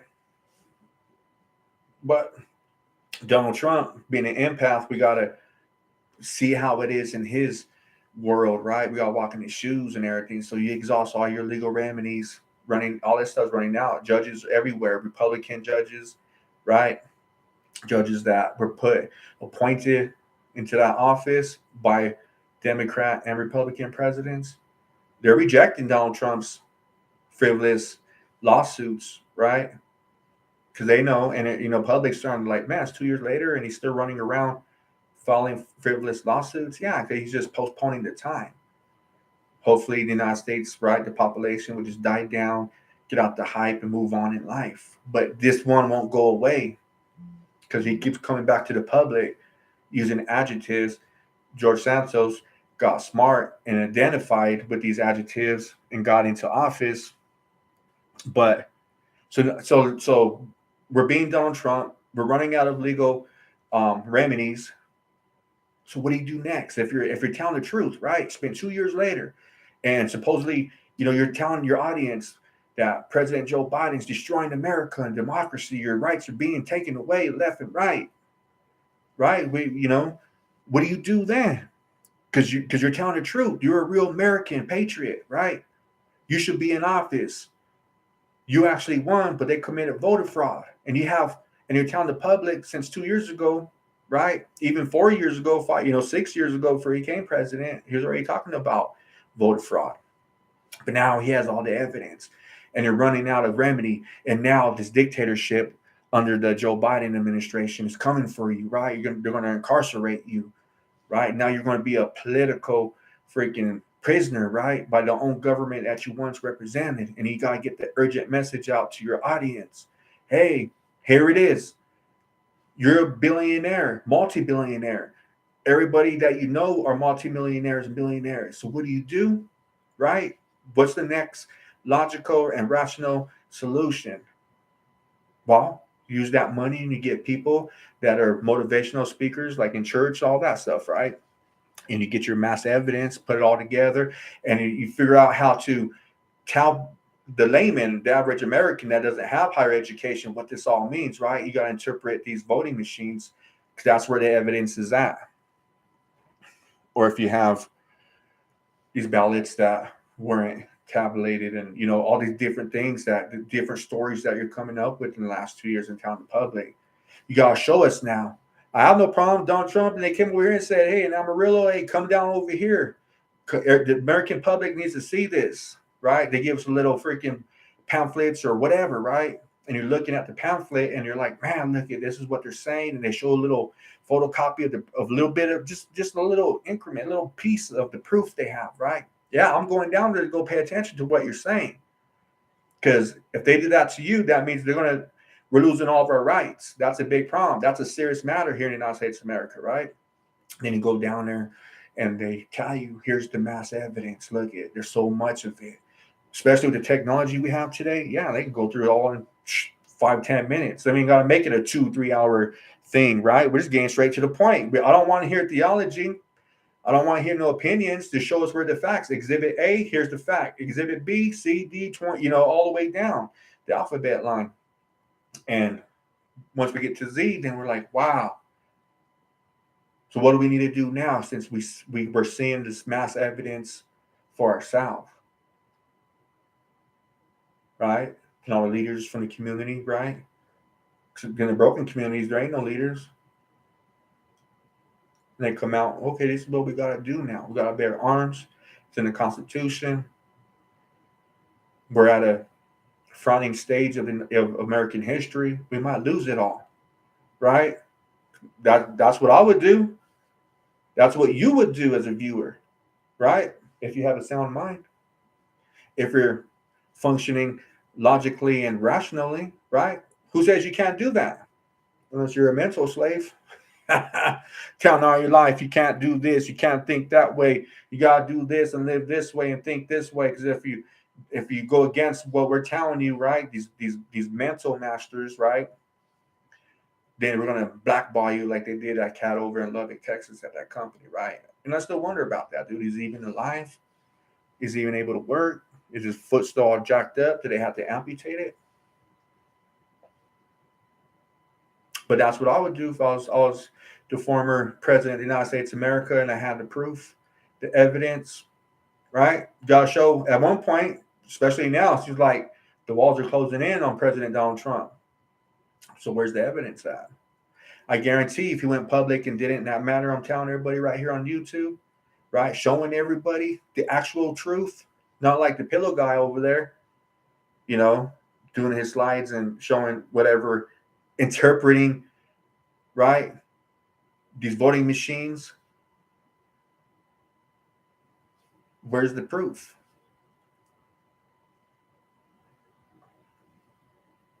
There ain't none. Just like here in Texas, no one's even talking about Attorney General Ken Paxton, right? Still on bond 7, 8 years later now. I already forgot. What, 8 years later now? Still on bond? Committing fraud 8 years ago, going back to 2014 when he first became governor, right? And he's still on bond. You're going to tell me that he's still on bond, federal bond, the FBI, right? Then then his attorneys came out from the Texas Attorney General office. Was it last year? Saying this dude's still committing more crimes, right? Quit their job, sent letters to the FBI, to the news. Look at this dude still committing crime over here, and we're all quitting. Lost his whole staff, right? These are top-notch Republican attorneys. Now, maybe majority of them are Republicans, or maybe all of them. I don't know these people. I'm not from Texas, right? But they did the right thing. And this guy, Ken Paxton, still, you're going to try to tell me I'm crazy over here. Nah, you're crazy. If you're calling me crazy using an adjective, like, hey, look, you got to look at yourself. You better go into your bathroom, bedroom, wherever your nearest mirror is, and point those two fingers at it, because who you're pointing at is you. You're the problem. You're the one that's crazy. This guy is the attorney general still in charge of the law of Texas. You're going to tell me that he's not corrupt? That's why I'm in my situation because of and that's what happens when you put people, leaders, right? Especially when it comes to the justice system. How do you know when these leaders and politicians are corrupt? Because you begin to experience that corruptness on our level. Like in my case, that dude at work. Look at my wife. Check this out. She's working at the Salvation Army here in Amarillo, Texas. COVID-19 just happened and everything, right? The end of 2020. She gets assaulted by a woman at work, right? So we got the security camera, all that stuff. And, the ambulance come, cops come. The manager tells my wife she can't go to the hospital. The paramedics tell my wife, well, because of COVID-19, we recommend that you don't go to the emergency department to find out the extent of the injuries from this assault, right? My wife is, mid-50s, and she's white. So all you white supremacists out there, Nick Fuentes, explain that one to me, right? You're really white supremacists? Then come over here, advocate for my wife. You don't have to advocate for me. I would like for you to come advocate for me because you're probably a Jew. Like me, a Sephardic Jew, right? And probably an Ashkenaz Jew. And when you're educated and taught what real tshuva is, not repentance, but tshuva, yeah, look, everybody makes mistakes. Everybody has to understand today. Stop judging people. Everybody has a tendency to make mistakes all the time. But it's what you do after that mistake. Do you continue repeating that same behavior? Or do you say, I'm done? I didn't learn anything. What I did, the only thing I actually did learn from this let me take that back. I did learn something from this, right? This is what you'll say. You'll say, look, this is what I learned. I'm suffering from it. I cause people to suffer from it. And at the end, I look down the road, into the future, and there's no reason to make mistakes, especially when they're intentional mistakes. So you got to do tshuva, right? And then come advocate for us Mexican Americans over here in Texas, right? Use that platform for the promoting the common good of people. So I have a vision that back in Denver, maybe even here in Amarillo, Texas, all over the United States of America, there's a lot of us that are discovering that we're actually B'nai on the scene descendants, right? And with the education I have in the Bible, I'm teaching friends, right? Years of arguments, me being called crazy from my own friends. Friends, like, we go all the way back to the projects in the 1980s, right? Because they're dealing with cognitive dissonance, where new information is introduced to you. And if you're watching this video, you're probably experiencing this, and this is a real psychological concept in psychology. Cognitive dissonance. It's basically what they're saying is that when a person receives new information and that new information contradicts the old information, naturally we have a defense system that just wants to protect our belief, because this is what we were told our whole life to believe in, and then this new information comes to contradict it, right? And then so the behavior, verbally and physically, what do? You start calling people crazy. You're crazy, because that's the easiest thing to do, is call a person a name, right? When you're defending your core beliefs, and then you find out your core belief is actually fragile because you've been questioning your core beliefs all your life. But you have no place to go to question these core beliefs and ask people, right? Where's the mentors at? Where's the leaders that say, hey, I understand what you're asking me because I question myself about my core belief, and this is what I discovered. I don't know what kind of advice to give to you. Keep questioning, because that's what I'm doing. I'm currently doing. And then you discover everybody in the world, even the most powerful and richest people in the world, don't have the solutions to anybody's problems. But that's what I would do if I was Donald Trump right now. All that money, instead of wasting all that money on frivolous lawsuits, right? You ready to show the public, if you're everything you're telling the public today is the truth. Now the last remedy needs to go public, right? And you don't even have to. You got to pay these people to go public for you and show everybody. We don't want to hear no theological statement, no interpretation. We just want to see the facts. And they don't have it because it don't exist.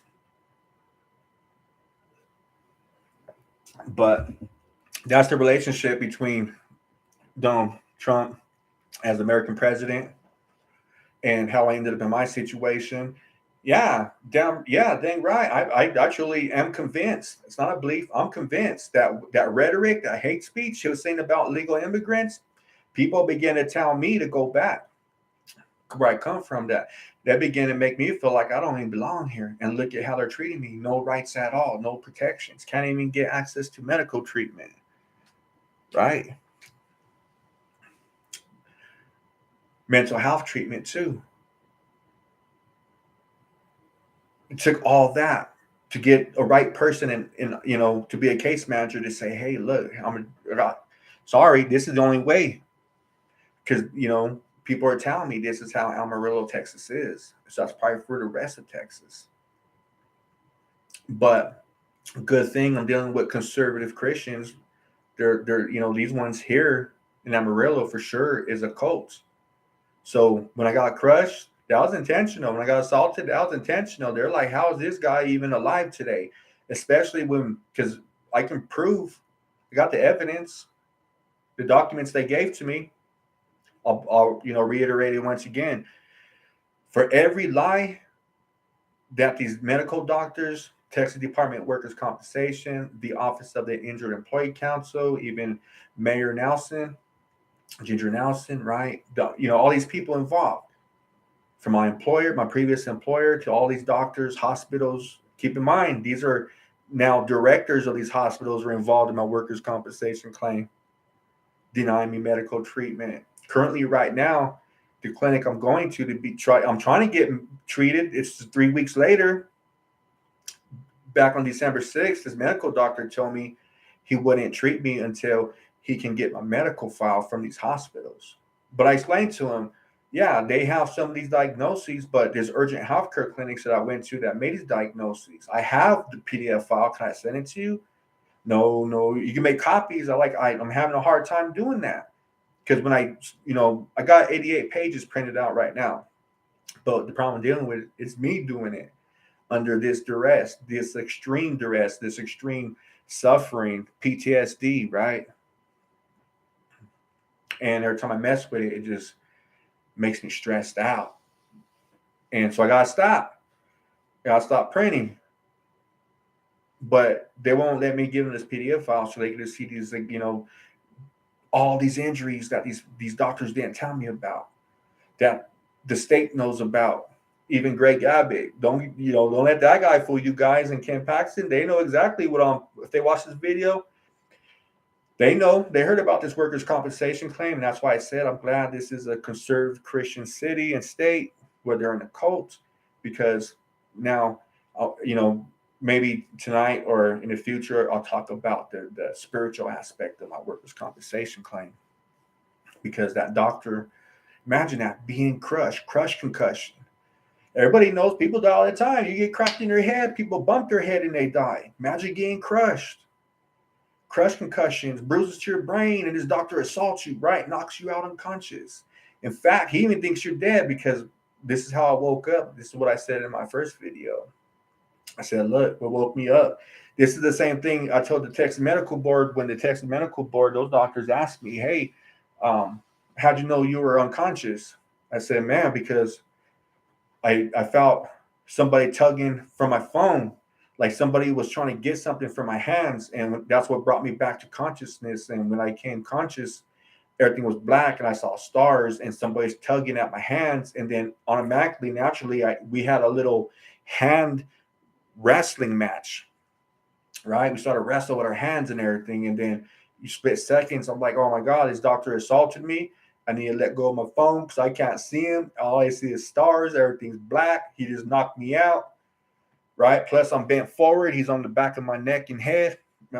So that's how, but that's the spiritual aspect I want to talk about, because they know they try to murder me again after being crushed. That was all planned out because of that second work accident on Cinco de Mayo. That wasn't pre-planned by anybody but the superintendent, who's white supremacist, Army veteran that chose to use all of his experience, all his military experience, to be white supremacist, to listen to Donald Trump, to betray another American, right, of color, and did that to me. So from when he assaulted me on Cinco de Mayo, I'm convinced from that point forward, because these two superintendents that caused my first two work accidents quit the company.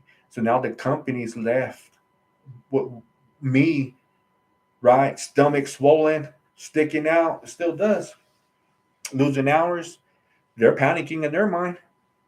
They're like, man, we got to do something with this guy. He keeps coming back to work. He don't want to quit, and we can't fire him. Right? That's why I couldn't quit the job. If I quit, then I get no benefits. If I would have quit for that assault, I wouldn't, even though I'm not getting benefits today, eventually I will. Something this extreme, don't get me wrong, God is moving not only on my behalf, but here in Amarillo, because these people did this, and the way these doctors and everybody's functioning and mistreating me, it's like they're doing this to other Americans, and that's why Americans need to listen up. Man, this stuff could have, prevented from, what happened with George Floyd, what happened in El Paso, what happened in Uvalde, Texas, what happened over there in, was it Virginia or Kentucky with the tornado and that candle plant, right? All these mass shootings with police officers dying and everybody.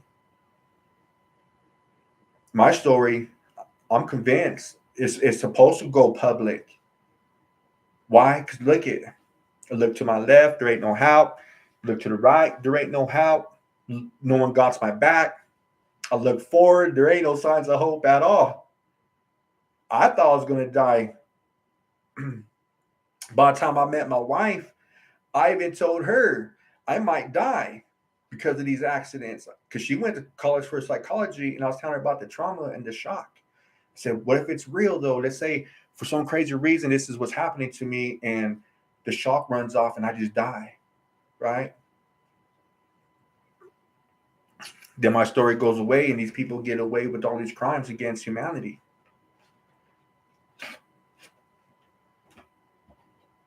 So that's, that's why I'm using my platform. And a lot of, it's just no one got my back. No one got me to the left, to the right. I look forward, no signs of hope, no help in the freaking future. So what am I supposed to do? And I kept having this notion when I was home. And it's like, man, what do I do? Right? Because I was going to synagogue. Well, I was trying to go to synagogue, and then that second work accident happened, and I kept calling, I'm coming for this Shabbat. Shabbat passed, came and went so many times, and I just couldn't. I felt like if I went to the synagogue, me being there inadvertently would cause people to attack the synagogue, the Jewish community, right? So I had to stay away. And I ain't right. But what do? I ain't that cat that's going to go run to people and endanger other people's lives. I tell them straight up, this is what's going on. But during that time, I couldn't tell them this is what's happening because I had a crush concussion, right? I was in a daze. I had mass confusion for 3.5 years. I still have confusion. I still get exploited because of the brain injuries by these doctors and everything. That's why 3 weeks ago, I didn't get no medical treatment, right? Because that's what the appointment was for. Hey, why my neck's so swollen? My arm right here, and my stomach, and my back. And how come I got sharp pain in my rib cage? And how come when I lean forward when I'm talking or sitting down, it hurts so much and I lose my breath, right? How come, it's hard for me to move my neck around? Look at that. Freaking shoulders automatically move with my neck because who knows? All I know when I move it, I don't want to move it too much. That pain in my back and my neck makes me wonder if my neck broken, especially when I'm trying to eat food, right? Drinking water, taking pills, and got to take small pieces of food to swallow because it's hard to swallow. Got to chase it down with water. Imagine living like that. You're going to tell me this ain't crimes against a human being? This is against the United Nations policy, their own policy. What do? And keep in mind, I'm also using this platform to help me to rethink and to retalk. So I hope I'm making sense. I think I am.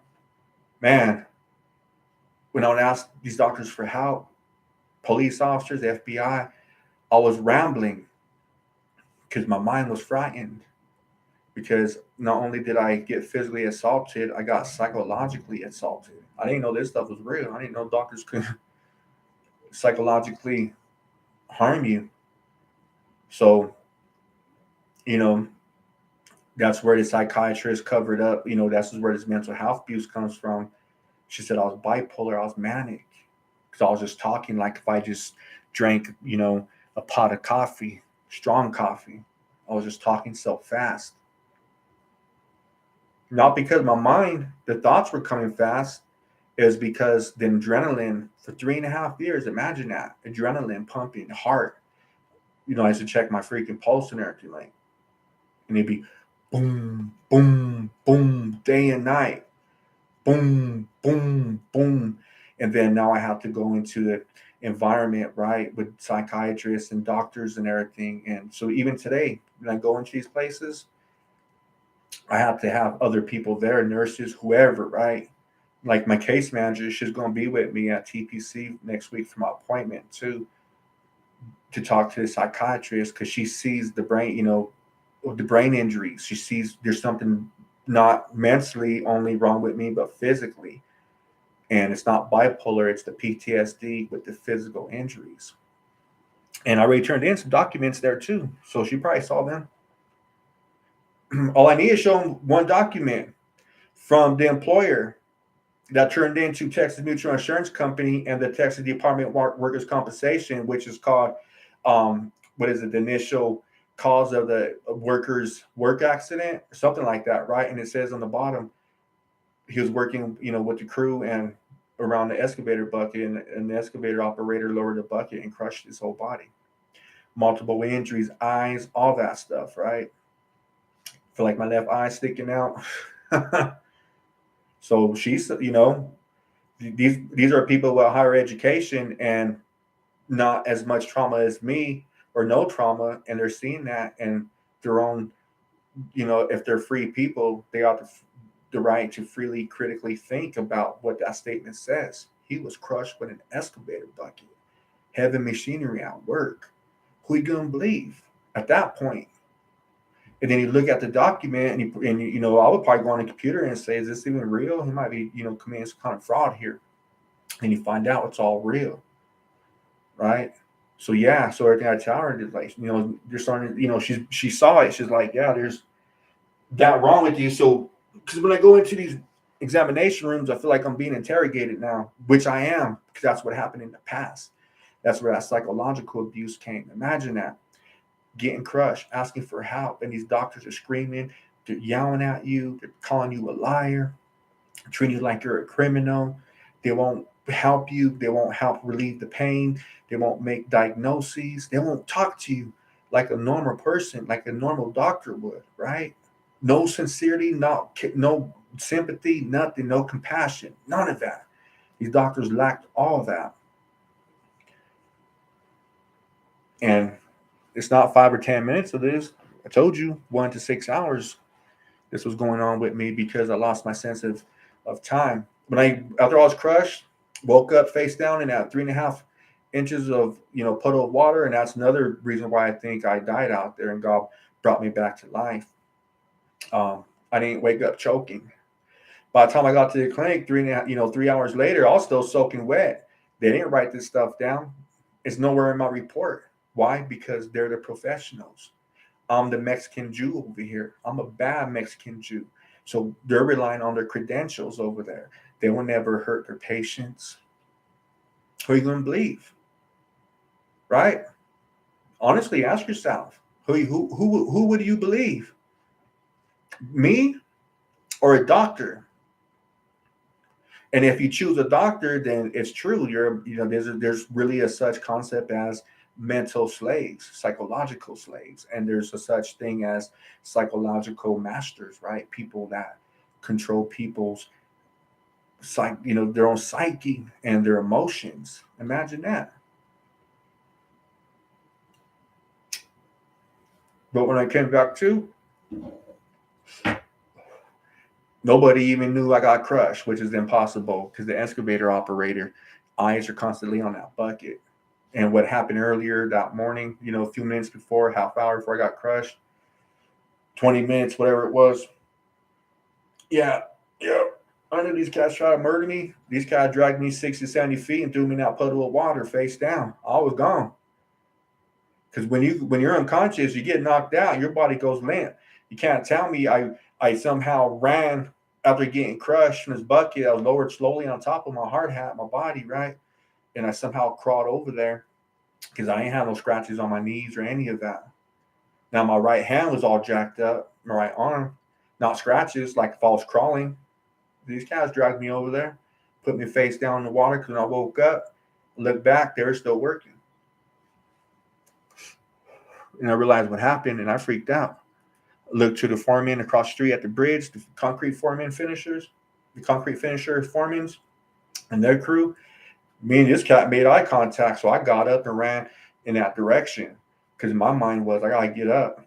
I need help. It's got crushed. I might get run over now by somebody not paying attention, right? I might get run over by a company vehicle or heavy machinery. Then, these cats, I went unconscious again, and they woke me up. And when I came back to,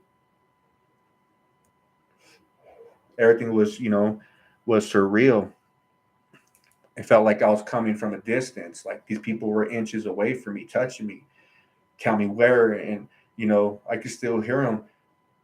You gotta lift your shirt up and your vest and all this stuff to get to my back and neck, right? They're like, oh my God, it's swollen. In my mind, I'm thinking, I'm panicking. I'm surprised I didn't have a heart attack. Because in my mind, I'm seeing mangled flesh and mangled bones. You know, because that's what happens when that's trauma.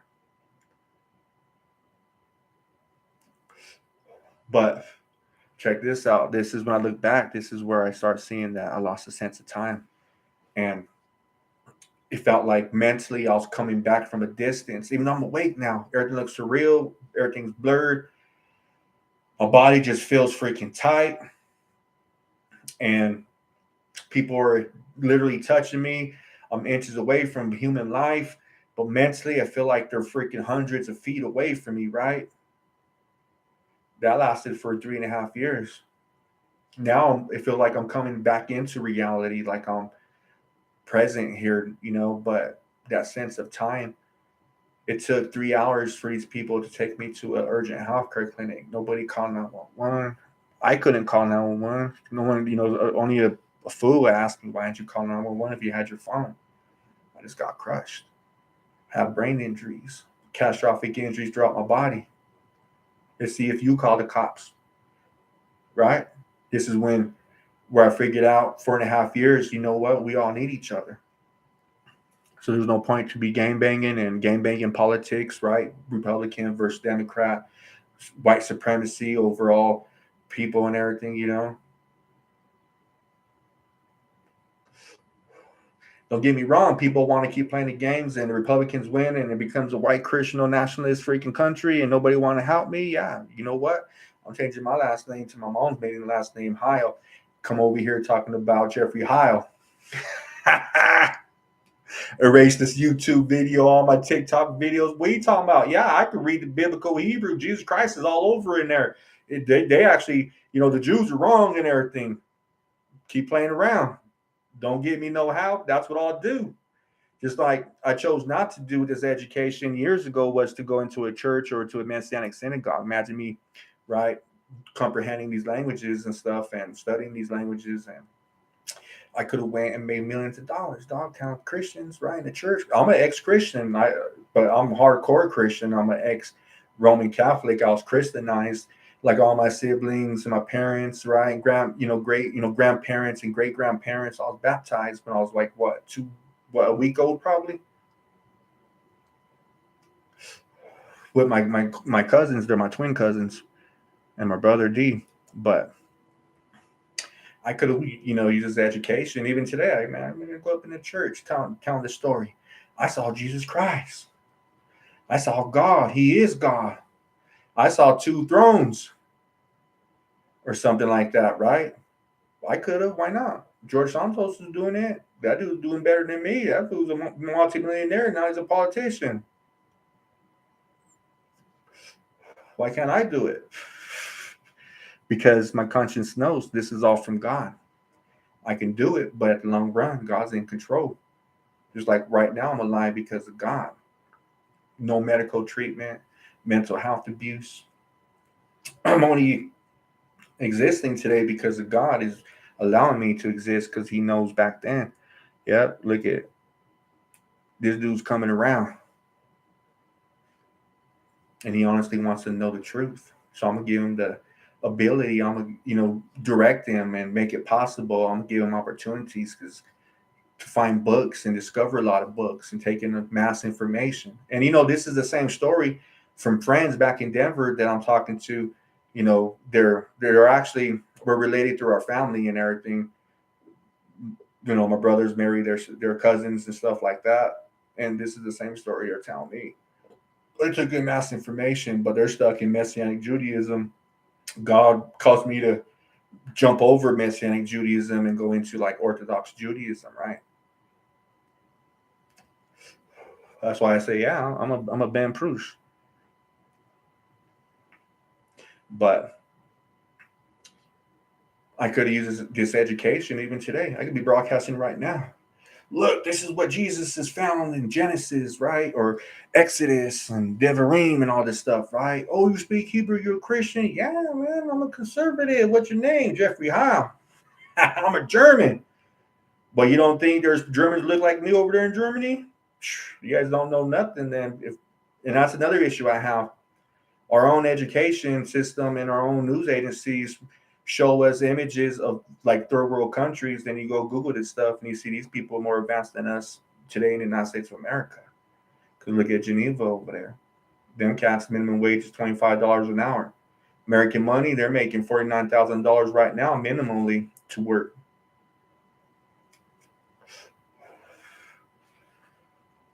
So I could be doing that right now. I have all kind of viewers.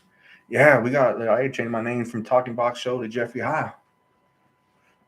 White power. Like, yo, yeah, he's German. Look at him. Look, he looks white. Yep, black hair. Germans over there. All that, right? And they're like, why do you have black hair? Well, because the Polish have black hair too. What are you talking about? Everybody ain't blonde. You know, I can show you my grandpa Hyle, blue eyes, right? But I'm also Irish too. So I chose to do the right thing because God entrusted me with this, right? And man, I feel right now talking about this, whether there's viewers or not, I feel a lot better having a voice. When they're dehumanized, man, it's a terrible experience. It's a terrible experience. You don't have a voice no more. Nobody even cares about you. Nobody even cares about your welfare, right? The common good of yourself. You're nothing. You're not even a human being anymore. You're just subhuman. And we can abuse you all day long. And if you ask for help, we're gonna keep abusing you, right? Make it worse. And then it's a mental thing. You don't have no voice no more. You start hating yourself. You become racist. Yeah, I was racist for 3.5 years. I was a racist against human beings. I don't care if you're black, white, Mexican, Asian, any of that. I was racist against human beings because of the abuse, and that's the terrible experience about being treated as a subhuman being. You start hating yourself and you hate everybody. Animals, creation, there ain't no happiness. All you feel is pain, you know. But because of God, I had to look up when I was homeless. Eventually, I had to look up. And then I got angry with God. I was like, man, you gonna let all this stuff happen, man? I commit a crime. I get charged quickly, prosecuted quickly. Doesn't matter. They won't give me no attorney, so I'm poor. I'm poor now, you know, because I'm arguing with God. But what was my behavior like when I was homeless? Helping the poor, helping people that don't even have this education, right? I didn't know, you know, how to articulate this stuff. I got mass confusion, brain injuries. I didn't even know I had during this time. I knew something was up. I ain't that dumb. I ain't that unintelligent. You know, I knew, I knew, I knew for a fact with certainty in my mind, declare conscience that I was alive because God intervened and brought me back to life, or He prevented me from dying, and He caused me to be able to experience all this abuse because He knew eventually that I would use it to advocate for other people too. Like in the pavilion last month here, yeah, look it up. Northwest Texas Hospital. It's not called the pavilion no more. It's called the psychiatric ward of Northwest Texas Hospital, where that dude cracked that black woman right in the mouth, didn't get arrested. These nurses didn't separate them. Yeah. And this black woman, she worked. I was in the unit I got regressed to because the dude started threatening me at this other unit, and because of our skin color and everything, I was the bad guy, even though he was threatening me across the hall from the nurses and everything. And I just walked up and told you, this dude's bigger than me. I said, man, why are you making a scene for? So bring yourself around that table. You want to threaten me? You want to try to be a bully? I grew up beating up bullies. I was that nerd in public school. He didn't. These people jumped in front of him, right? He didn't try because when I was walking by, this fool got up. Before he got up, he shoved the table at me, 8-foot table, slid into me. Okay, cool. But in my mind, right, I'm so severely mentally ill, but I'm registering in my mind, look, this dude's big, he's mentally ill. He might be having a mental breakdown. So whatever you do, understand you're dealing with a mental health patient. So he might just come try to hurt you too. You just don't know. Whatever you do, if he makes the first move, you got the right to defend yourself, no matter how oppressive, how tyrannical this government is, right? You're going to be the bad guy no matter what. Are you going to be victimized? After all this stuff happened to me, I told myself, told God, I can't stand around and be victimized anymore. I'm not a violent person, but I got the right to defend myself, right? So I got regress, solved that. These nurses, security didn't come, nothing, right? And like an hour later, the cops come, and then they left, and then we had to coexist. And the black woman, she was, I don't know, she was going through psychosis or psychoses, right? She didn't even know where she was at. Days before that, because when you go to this hospital, they make you, when you're involuntary committed or not, you have to go to therapy. So I would tell her, here, come here. She would, for some reason, it was like I was drawing mental health patients to my room, whether I was in my room asleep or if I wasn't. Imagine that, dudes, women, half naked, fully naked, going to my room, and these nurses are watching it. I'm asleep, trying to sleep, right? Got PTSD. Yeah, I tell them, been asking me, are you paranoid? Like, yeah, I'm paranoid. I'm not in denial of any of that. The only problem that I have is a lot of people are trying to say it's just paranoia, unfounded paranoia. I said mine is founded paranoia, because that's what a logical and rational man experiences. Any human being that's logical and rational goes experience this dehumanization, right? Of course, you're gonna be paranoid, but is it based on sound reality or is it unfounded? It's founded on reality, abuse, hours of abuse. But you know, she would, hey, can I go with you to therapy? She'll grab my arm. You're not supposed to have contact and stuff. So I'll keep my arm up, making sure these nurses aren't thinking I'm some weirdo trying to, manipulate this woman and stuff. And I would walk her to the therapy, and tell her everything's fine. If you're with me, hey, cool. Look, I'm not going to harm you. I ain't going to let no one harm you. And we're going to class, and then she gets assaulted, and it just blew my mind. I freaked out, yo. You know, maybe a lot of dudes are accustomed, maybe a lot of women are accustomed to getting cracked by a man. He cocked back and blasted her right in her freaking jaw. And it just, I wasn't taking medication. They're trying to say it's bipolar. This is PTSD. Just triggered it. I don't like to see human beings or creatures, suffering. And I had to endure that I think that was that Saturday.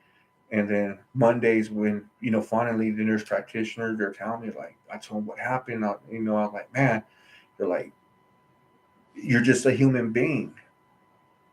That's the first time in 4.5 years a person had told me I was a human being. Then they started realizing that I had PTSD, and then they did the testing and it came back I had severe PTSD, right? Imagine that. I ain't lying. In fact, I got out of the pavilion last month because the head nurse, they're abusing me. They're abusing these women and these dudes. These women run around half naked or fully naked, running around the pod, laughing at them, cracking jokes about them. Guess who was advocating for those people? I was. I was telling these nurses and head nurses, y'all, sorry. That's abuse what you're doing. You can't mistreat human beings, especially when because the unit I was in was the unstable unit, right? I'm so unstable, then why am I advocating for other people? So keep in mind, how do they punish mental health patients? They give you shots. They make you go unconscious. But I was telling these nurses and everything, right? And I'm freaked out. PTSD, body injury, all this stuff, right? I got arrested for asking for help. I didn't know. See, my case manager, when I got out, she was like, look, I try to go in there and talk to you to let you know what's going on.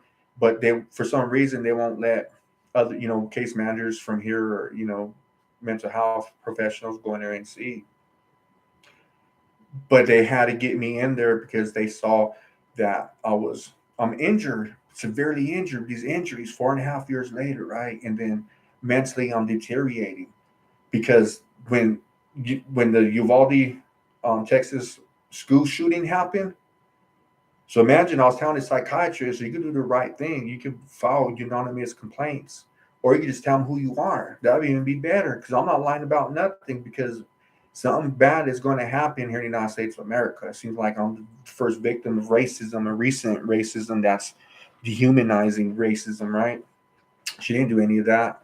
She quit, and this clinic wouldn't, this hospital or whatever wouldn't read. They couldn't find a psychiatrist for me for some reason, and that was back in March. So April, May, June, July, August, September, October, November, 8 months I had to suffer here, no medication, right? And then the case manager, like, look, this guy, he's not lying.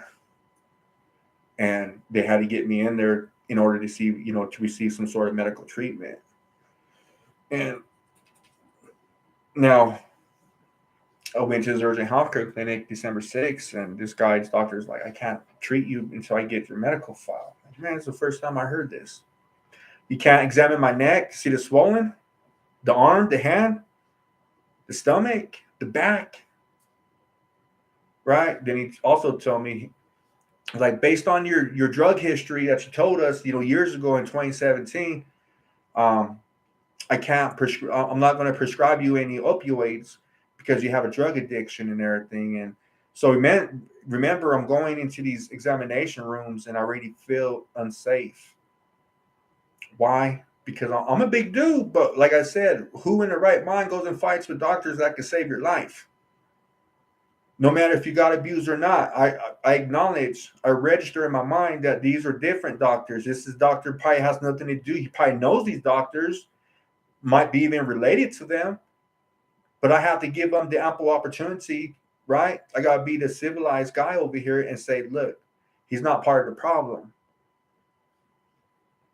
Unless he says for himself, hey, look, I don't like what you're saying.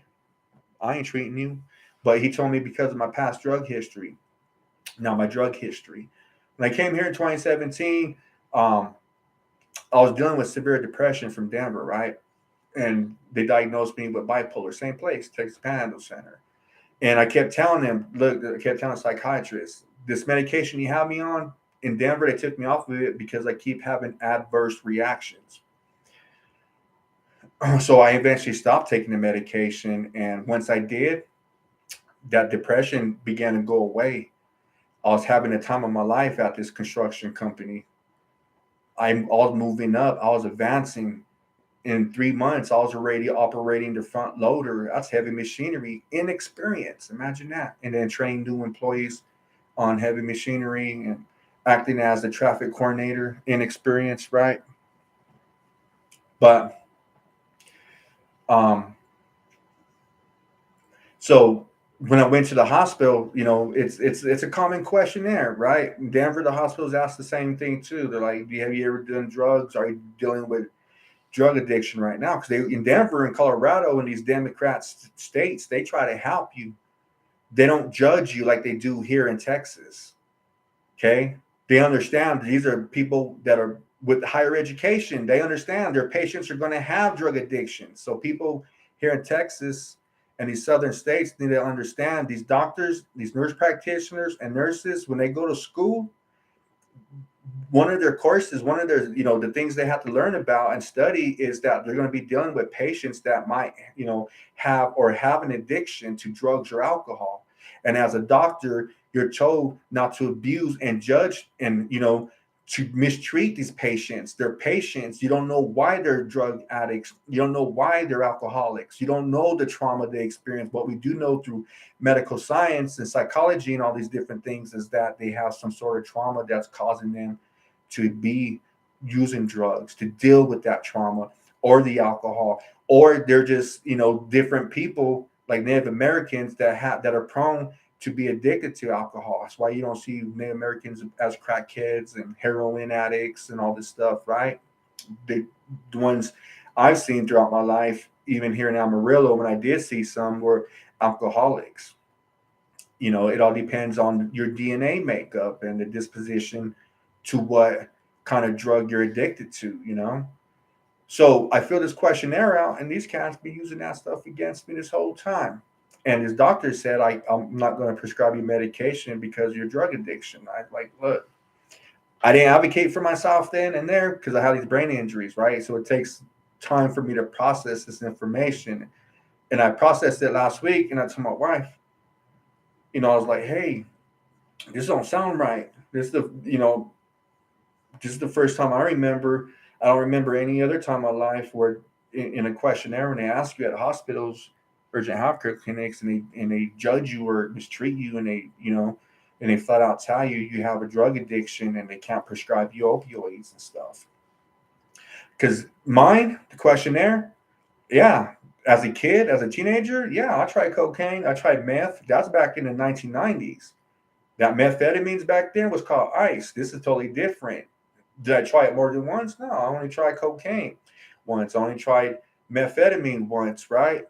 Tried acid, shrooms once, Smoked weed? Yeah, I smoked more weed back then, as a kid and everything. Alcohol? Yeah, we used to go, we're little kids, teenagers, and we used to bootleg at the liquor store, customer coming out, asking, hey, we'll pay you some money to buy us some Mad Dog, some Everclear, some Night Train, the hardcore stuff, freaking liquid crack, St. Ides, and um, hold on, liquid crack. Was that St. Ides? Because I know St. Ides came out with the flavor of St. Ides, malt liquor and everything.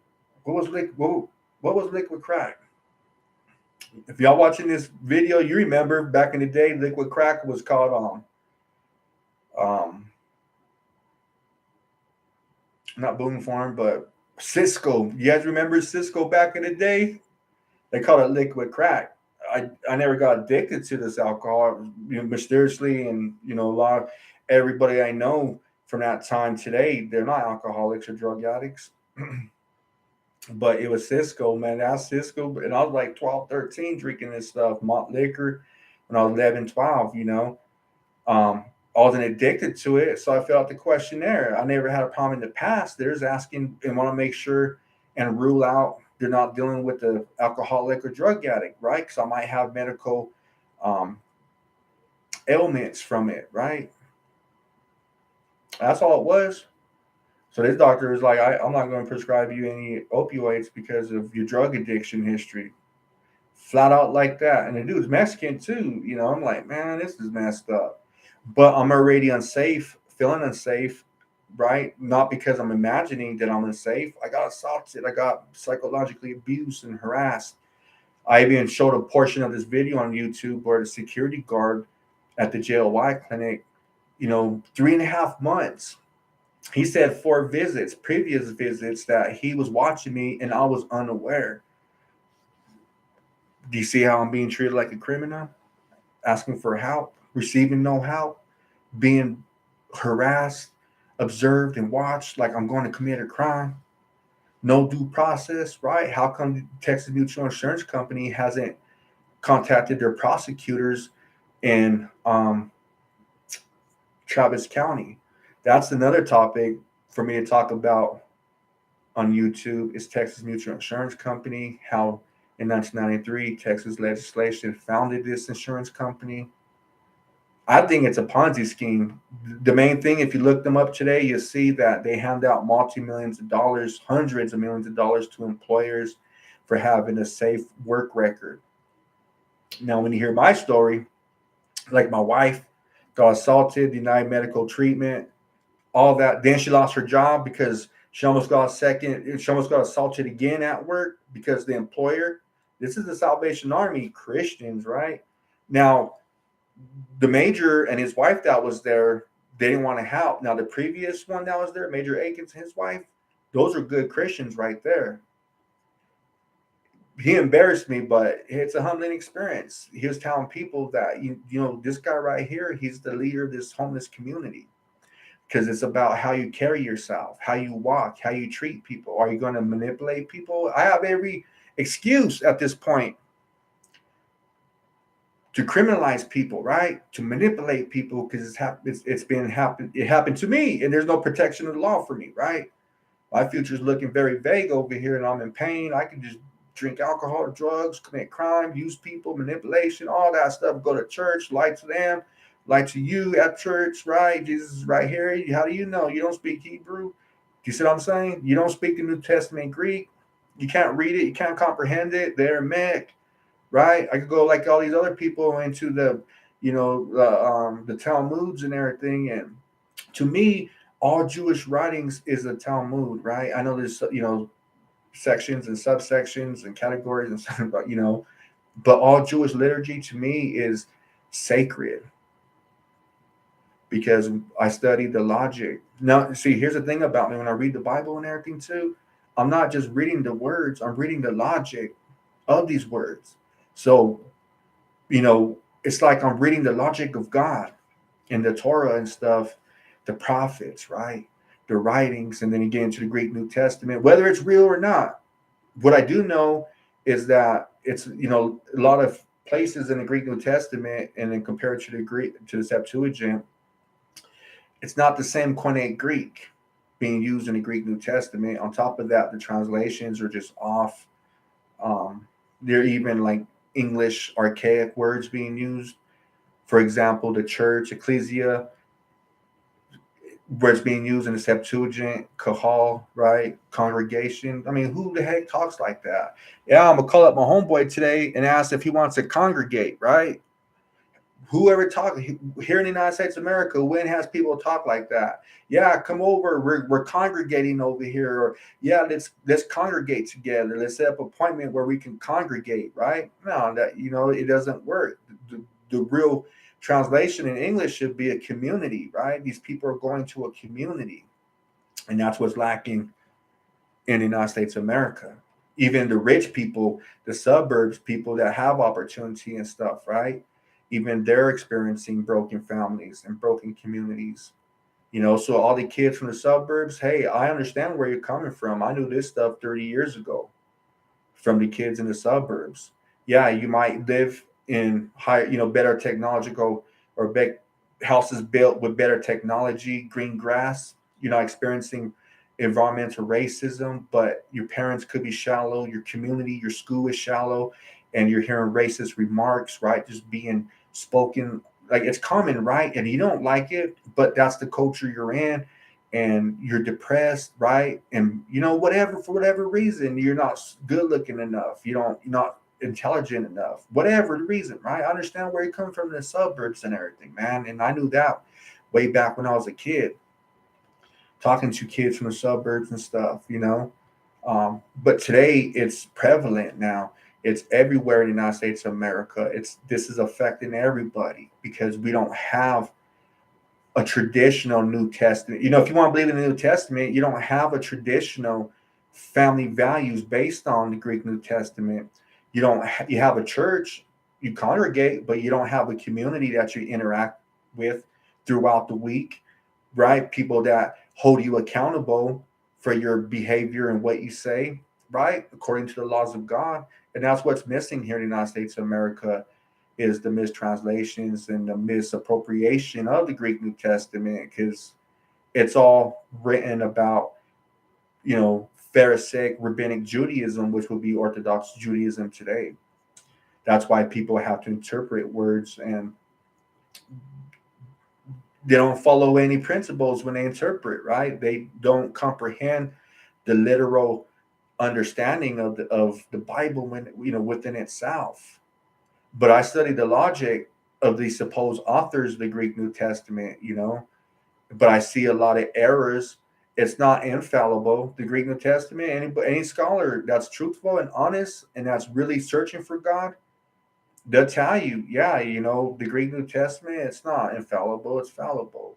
And the places where it is fallible or infallible, right, where it's accurate, is what's quoted from the Torah or the prophets, or even the Ketuvim, if there is, right? I don't think I've seen anything coming directly quoted from the Ketuvim, the writings, but that's what I found in the Greek New Testament and stuff. And these things right here kept me alive. This is why God is allowing me to suffer, right, in this manner, because eventually, when I heal, then people will start paying attention to my message and they'll start listening to see, because God is going to do it, not me. I'm nobody. I'm not a Zadik. I'm not righteous. I'm not a prophet. I'm just me.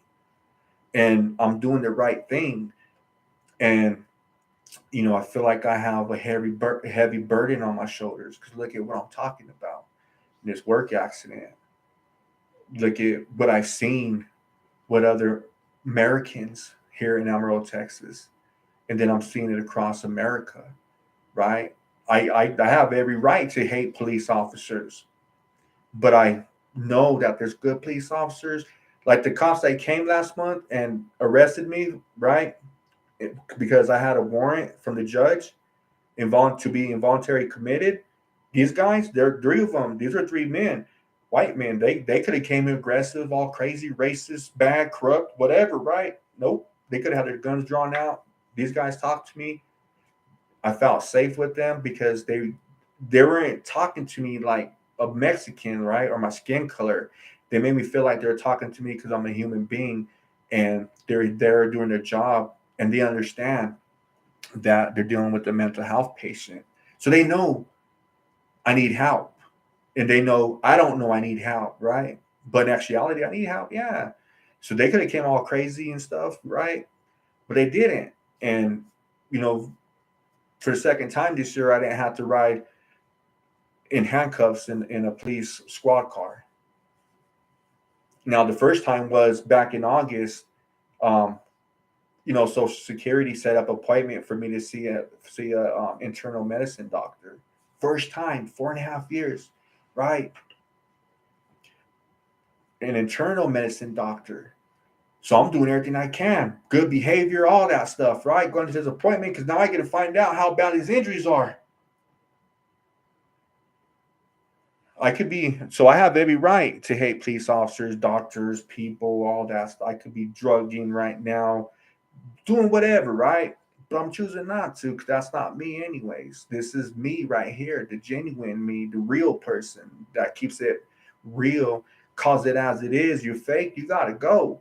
I don't have time for that. I don't want to participate in that. If you're not progressing mentally through education, I don't want nothing to do with you. If you're rich, I don't care about your money. I don't care about your mansions. I hope you have the time of your life. Okay. But when you want to crap on me or anybody else and try to make them be invalidated, come on now, man. For what? Because what I know that you don't know is that I never had what you have, these millionaires and mansions and drinking champagne. Imagine that stuff. I'm a genuine empath, right? Imagine having all this money and now you can't, now you're limited in society because the people you knew that are poor, you're not helping out, that they're all pissed off at you because you're not employing them, right? You're not giving that money, you're not sharing that money with them. And life gets lonely in that mansion. You might have all this stuff, all these white these kids and these everybody that's movie stars and rap stars and politicians and all this stuff. Why do you think they use their drugs? Why do you think? Because we don't have association with each other no more. Once you left the hood, hey, me, I'm not cat. I hope you don't come back. I hope you have the time of your life and you're always improving and you live a long life and you're happy and not suffering, right? Don't It hurts. Don't get me wrong, it hurts to see another person get out the hood, right? Because you're like, when is my time? When can I get out of this hood, out of my poverty, right? Because everybody's in poverty. There's challenges. There's not only physical obstacles, but there's mental obstacles, and then there's spiritual obstacles, and then there's emotional obstacles, and then there's feelings, right? That are obstacles. Because feelings and emotions are two different things. But imagine these cats making it out, and then now they can't come back. Why? Because there's haters, man. You're a millionaire and you come flossing your jewelry and so you got all these fine women you have a crush on, right? They're coming to you because you have the money, right? And women too now, right? All the handsome guys are going to the women. So these other women that are, don't have the money and stuff, they're ready to take that stuff from you. So now we don't we can't associate no more, you know? Um, and that's just how it is. And that's why you always hear stories, right? I know when I was growing up, I heard stories, but my mom's half white, so I heard freaking European stories and stuff like the London Bridge is fault, the nursery rhymes, right? Little boy blue, all that stuff. And I forget which one it is. I haven't heard this stuff in over like 35 years, but you know, there's one about the princess who would look out the window of the tower and would see the peasants, right? And one day she escaped, climbed down the tower, right? And freaking, I think she had a crush on a little boy or something that was poor and everything, right? And she left the wealth to be with the poor because that's how it always is. People want to be with the poor because the poor, we have so much going on. We might not have, money, clothes, all this jewelry, luxurious lifestyles, right? Can't go eat there, all this stuff, but we have one another in the hood. Y'all know what I'm talking about. And in Denver, the gangs isn't like California or other places, right, where it's segregated by race and everything or skin color. You got people growing up in black gangs and people growing up in Mexican Chicano gangs, right? Um, and white gangs, skinheads, and that's a real theme. A lot of people associate skinheads with racism, but in reality, in the day, they weren't. The ones I like in Denver, Colorado, on Capitol Hill, late 1980s and 1990s. Now, them cats all white dudes. They were just white dudes. They didn't have neo-Nazi symbols and all this stuff.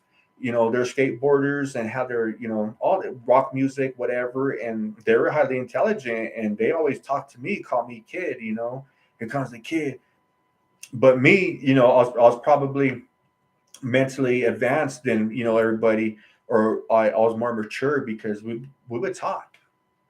So everywhere I went, I've always had mentors or people that were older than me trying to give me advice because I carried myself. They're like, man, this kid has good head on his shoulders and stuff, right? But that's what I discovered after all this stuff, that man, we need each other, just like how it is in pop. Yeah, we might have been smoking weed, snorting cocaine as kids, but we're playing video games and drug dealing, or whatever, right? And the kids from the suburbs, the women, they will come to us because obviously we have drugs or money or alcohol, and they would come and we're sharing and we just have fun. And they'll trip out because we're in gangs and then we're playing freaking NBA jams or something on Super Nintendo, right? Street Fighter, whatever. So, people would, we would draw people to us and we didn't hurt them. We didn't talk stuff to them. We didn't try to recruit people into our gang or any of that because real people in gangs, they're not real people that, like for me, I understood. Good thing I have friends that understood too, right? We probably couldn't articulate or verbalize lack of education, not being told what kind of community we're living in and the environment and what's against us and why it's against us. And, but we have one another and we experience each other's pain. We didn't freaking hug and it's going to be okay. We just, everybody was quiet and took in that pain. But how we would help each other recuperate would be, smoking weed or something, or just drinking or whatever, right? Trying to have fun. So, today, right here in the United States of America, we all need each other. Don't ever, allow people to make you think and believe and feel that we don't need each other, that one race or one culture of people. And, that's the thing too. There's only one race in the world. That's humans. We're all one race, and we have different cultures, right? And education and beliefs and all that. But there's only one human race. We just have different cultures of people and stuff. But we all need each other, not to abuse each other, but to unite. This unification, for this unity. I mean, do you want to live in the United States of America where you're progressing in life, but other people aren't? Instead of trying to blame people, right? Because you're not properly educated yourself. Like I mentioned, environmental racism, go read books about sociology. I'm not making this stuff up. This is respected education, higher education, academia, right? And see how these impoverished environments create or influence human beings. It's like it conditions our minds, right? But it influences us to be depressed, to hate ourselves, to hate everybody, hate everything. Imagine waking up and freaking your neighborhood's trash and dirty and everything. No green grass and no green trees and stuff, right? And the concrete and asphalt replaces the green grass. And in the summertime, it's freaking hot in your neighborhood, right? And then you got to pay more money if you can afford air conditioning, right? It's just a game. We're all just getting hustled by people that were given the opportunity to create businesses. And yeah, they want to give back to people, but they become blind by wealth, by mammon, and they create environments knowing that the people they put in there in these environments are going to suffer, but it doesn't matter because it doesn't affect them because they're making huge profit off of it, and that's just the way life is. I don't want to live in the United States of America any longer like that, and I don't know where else to go. Where do I go? And should I even have to go? I'm American, just like everybody else. I'm American citizen. What are you talking about? If we go into World War III, you see my crippled self out there. Like right now, if we went to World War III, I'll be out there trying to shoot a gun. I'll be right there with the white supremacists telling you guys, I can't believe you guys are racist and don't shoot me. We gotta defend the Constitution. You're gonna tell me we're all going to experience this life and death right here on the battlefield, and we're gonna go back to a shitty environment, being racist, hating each other, being impoverished by rich people. Those rich cats, look at now they're down there banging all our daughters and sons and all this stuff and wives. We're over here, right? But nowadays women have to go to war too. So they're living their luxury in their mansion over there, having the time of their life, and we're over here risking our life to defend their democracy and their constitution. See, that's where we have things twisted, and that's how bad history has changed, for the worse here in the United States of America. We think this is for us. Nah, man, we're just peasants. These are for the people in the mansion on the hill. And for the people that are living like that, I'm not judging you and saying it's wrong. It's wrong for you to get profits off of people suffering, whether you're telling the truth or spreading misinformation or disinformation or exploiting vulnerable people. Yeah, have the time of your life. Because right now, how this Greek New Testament is laying its broken message is that this is your Haba Elam, this is your heaven, this is your resurrection of the dead, this is your experience of heaven right now. You have everything, you have access to the world, you have first grade everything. So enjoy it, have fun with it, because when we all gotta die, how the Greek New Testament presents itself is that these people that like me and other people, right, other American workers out there, having every justification to exploit people, do the same thing like everybody else, and they're choosing not to, and they're working hard on their self.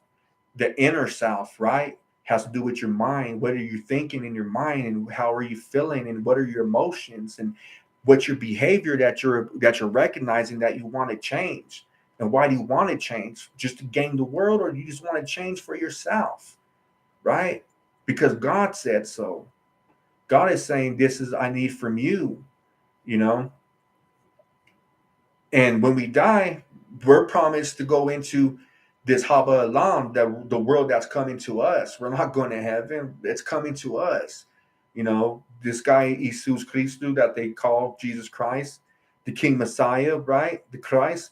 He's supposed to come here and reign for 1,000 years. And people will try to argue with me all day long. I don't want to hear your church theology. Show me in the Greek New Testament what you're telling me. But if you can't understand, one day you can. If you believe in yourself and God, then you can learn these languages for free. But go to Revelation chapter 20.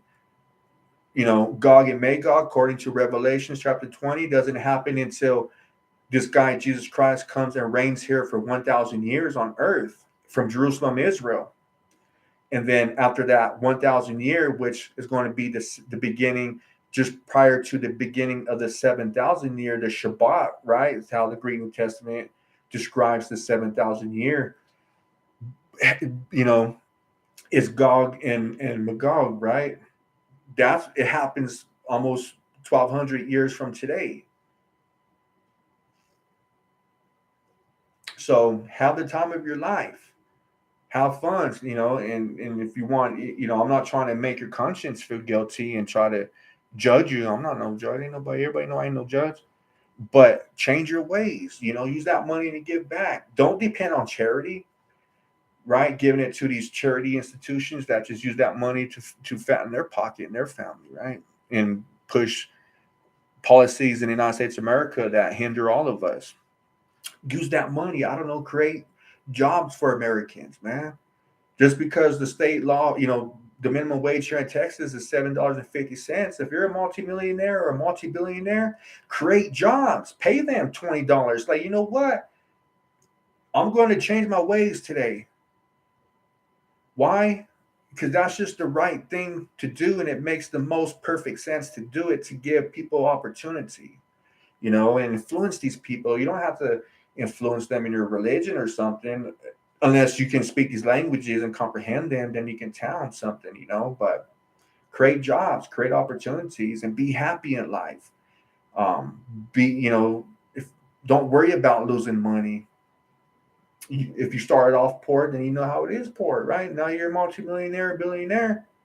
So what do you got to lose if you lose all that money? You come right back here to the hood with us. We're like, man, what was it like? Yeah, we're angry at you, but you know what? We're changing over here, because this is a place everybody wants to be. Is in the hood in the first place. People want to be with us that are impoverished, because over here, we all realize it, and it hurts too. Like I said, it hurts to see people progress and make it out of this condition we're all living in, right? And they crap on us. Yeah, it hurts. But the ones that are left in the hood, eventually you're going to die, end up doing life in prison, right? Spending life in prison, or you're going to have your families and you're going to, grow this bitterness inside of you, or you're going to be that person that's going to say, you know what? We need each other. We might have been young, drinking 40s on the street corner and alleyways, stolen cars, broken down cars, houses, apartments, whatever, right? But that whole lesson was to teach us that we need each other, that we are progressing in life when we're just having each other and talking to each other and finding logical and rational solutions to help everybody, including ourselves, right? Everybody wants to be a leader and everything. No, man, how come everybody can't be a leader? Right? Like, how come people are unwilling to make personal sacrifices to help other people, right? Because in my case, this workers' compensation claim, that's the question, you know, I wonder about. How come no one's wanting to help me? Why are these doctors taking it personal? Don't get mad at me. You're the one with the higher education. I mean, I'm not the first person you abused, and don't be angry at me because God kept me alive and you haven't destroyed me. You have the higher education, so you know what you got yourself into. So that means you can quit your job with your higher education and go be a doctor somewhere else. You don't have to sit here and crap on people that get abused at work, that get targeted because of their, in my case, I'm a Jew and I'm Native Mexican American, I'm Pasquale Yaqui, right? Because when I was at work, all that do was sharing cigarettes with everybody that's making more money than me, sharing my lunch and water with them. I wasn't no food. This heat out here, I have my stuff ready to deal with the heat. I had my pickle juice. I was trying to stay hydrated. I was sharing it with people I didn't have to, and they have more money. These dudes are drinking and drug addicts. I didn't judge them. I could have. I gave personal rides to guys that would ask me, look, can you give me a ride every day? I'm like, yeah, I'll do it. You know what? I'll do it. And you don't have to pay me no money. Don't even worry about that. And they make, they're making $10, $20 more than me. I'm only making $12 an hour. I'm that cat that they try to murder out there. And then they falsify their statements. And when I brought this up, right, to the Texas Department of Workers' Compensation about them falsifying their statements, because remember, I was with the crew of at least 10 to 11 people. And now there ain't no statements in my workers' compensation claim here in Texas, because the Texas Department of Workers' Compensation, right? This is governed by Texas state government. And Texas Mutual Insurance Company was created by Texas legislation back in 1993. Now it's true they broke away in 2010, I believe, but look at the policyholders on there: ex-politicians, current politicians, company owners. And the kickback, the scheme is that when you don't report work accidents, we're going to give you tons of money back. So don't worry about paying the high, price it is to subscribe to our insurance, because you're guaranteed by Texas government. You got injured workers, you're going to have to make them work injured, right? We're going to minimize the recovery. And if they file a workers' compensation claim, we'll assault them, we'll abuse them. We'll make it clear you can't go against us. We're the ones operating the law here. We're the one making the money, and we'll take your life. And that's what they told me. That's the message they sent clear across to me. And then when they physically couldn't do it, they psychologically abused me and stuff. And now they're just like, and they're probably watching this video like on TikTok. There ain't no coincidence why the governor here, Greg Abbott, wants all government workers here in Texas not have access to social media, especially TikTok. Go watch my videos on TikTok. You're gonna tell me there ain't somebody in the government here watching my TikTok videos over there talking about this work accident?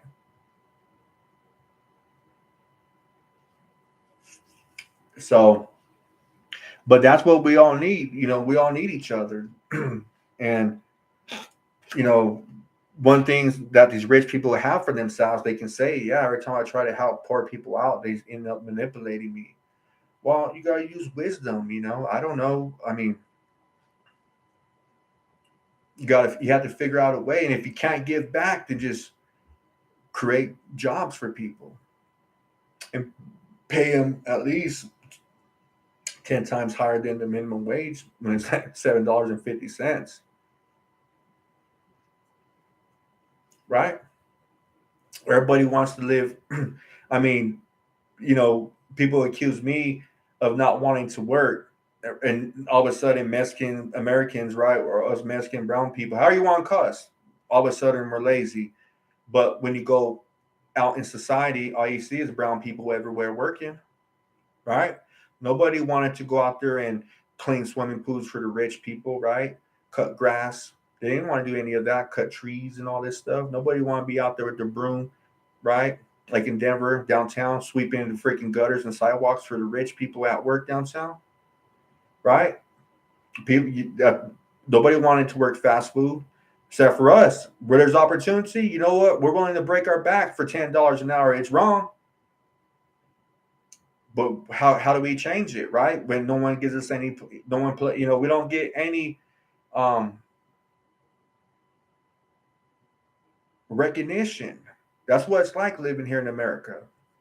People tell me to go back where I come from, right? All this stuff, but we don't get recognized for what we contribute to the United States of America. And one thing I want to do with this education that I have is to let other people I know, I'm starting with my family and friends, look at, was I wrong about having this notion that we're Jews? And now it's true, right? That we're Orthodox Jewish descendants. Now, you want to learn the language for free. It's going to cost you your time. You have to sacrifice your time to learn the Hebrew, the Greek, the Aramaic. You're going to have to go talk to the rabbis over there. They're not lying. These people over here have been lying to us all of our life. How can I prove it?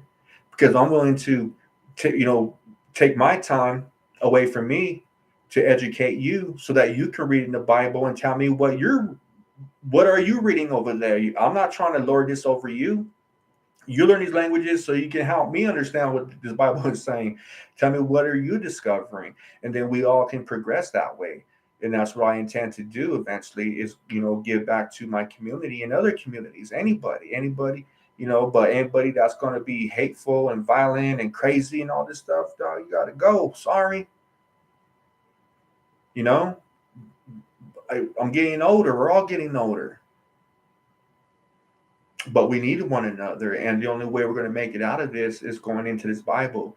And then we all have, given this proper education to decide for ourselves who we want to believe, what we want to believe. Is it even for us? You know, whatever you find out, it's up to you. Because after all, we're all Americans.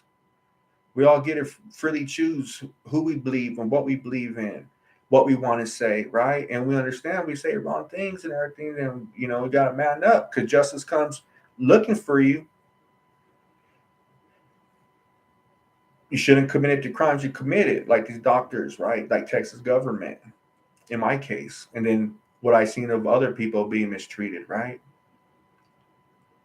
That's why the FBI last week was I forget what city or little town it is here in Texas, but those two workers working at that labor center, you know, and they're working 40 feet in this trench because that employer, see, the FBI went down there. That's what caught my attention. I read this article like last week or 2 weeks ago, and then the other day I realized, why was the FBI involved in this, right? Because that's Texas government discriminating against Mexican Americans over here. They won't, because I filed multiple complaints already, over and over and over and over and over. So, everything that's happening is because Texas government is allowing it to happen. I don't know if they're racist or not, but what I can tell you is that I'm not receiving medical treatment. I can tell you I see people going to the doctors all the time, but when I go, I get assaulted. I get psychologically abused. I don't know if that's racism or not, but what I do know is I'm being treated different. I know people are getting attorneys all the time, right? Filing lawsuits left and right. But when it comes to me, I don't have that opportunity. I can't hire you. Whether if I don't have money or when I have money, I can't hire an attorney. The Department of Justice, they haven't responded to my complaints. The FBI, right? I told you they put me on the FBI watch list back in 2018.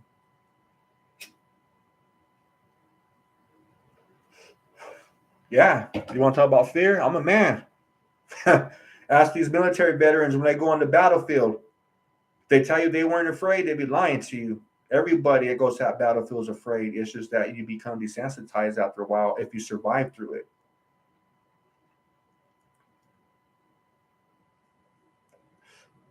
Imagine being on the FBI watch list, treated as a terrorist for asking for help for medical treatment. Right? You're getting abused all day long. And now you got to be paranoid, and doctors try to say, well, it's unfounded. How is this unfounded?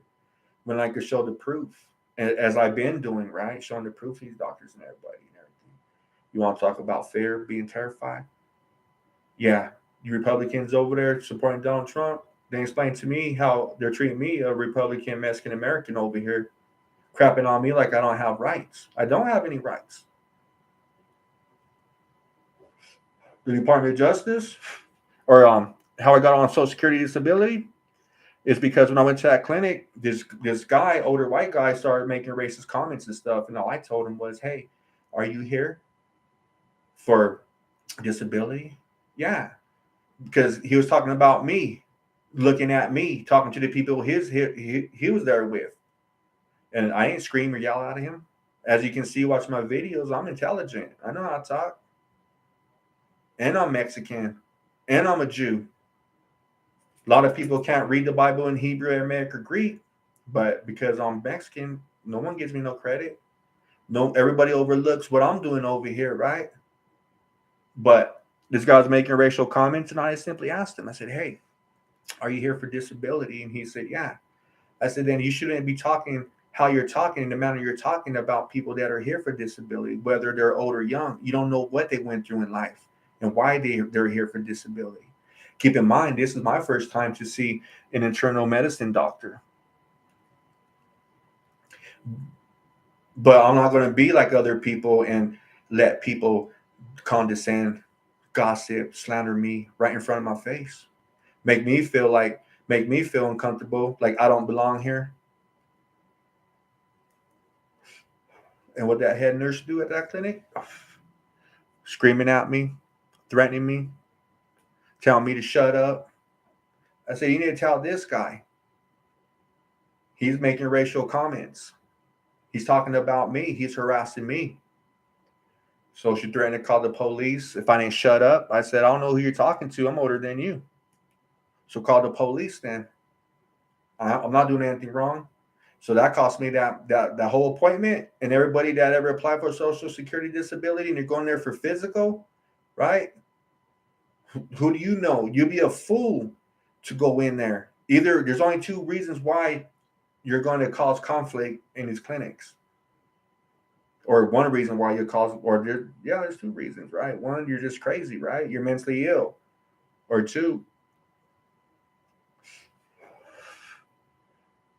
is there two reasons? I don't know. I mean, right? See, I don't know. I'm not that type of person that goes and messes up my appointment for what? Pride? No, I had nothing. It's beyond pride.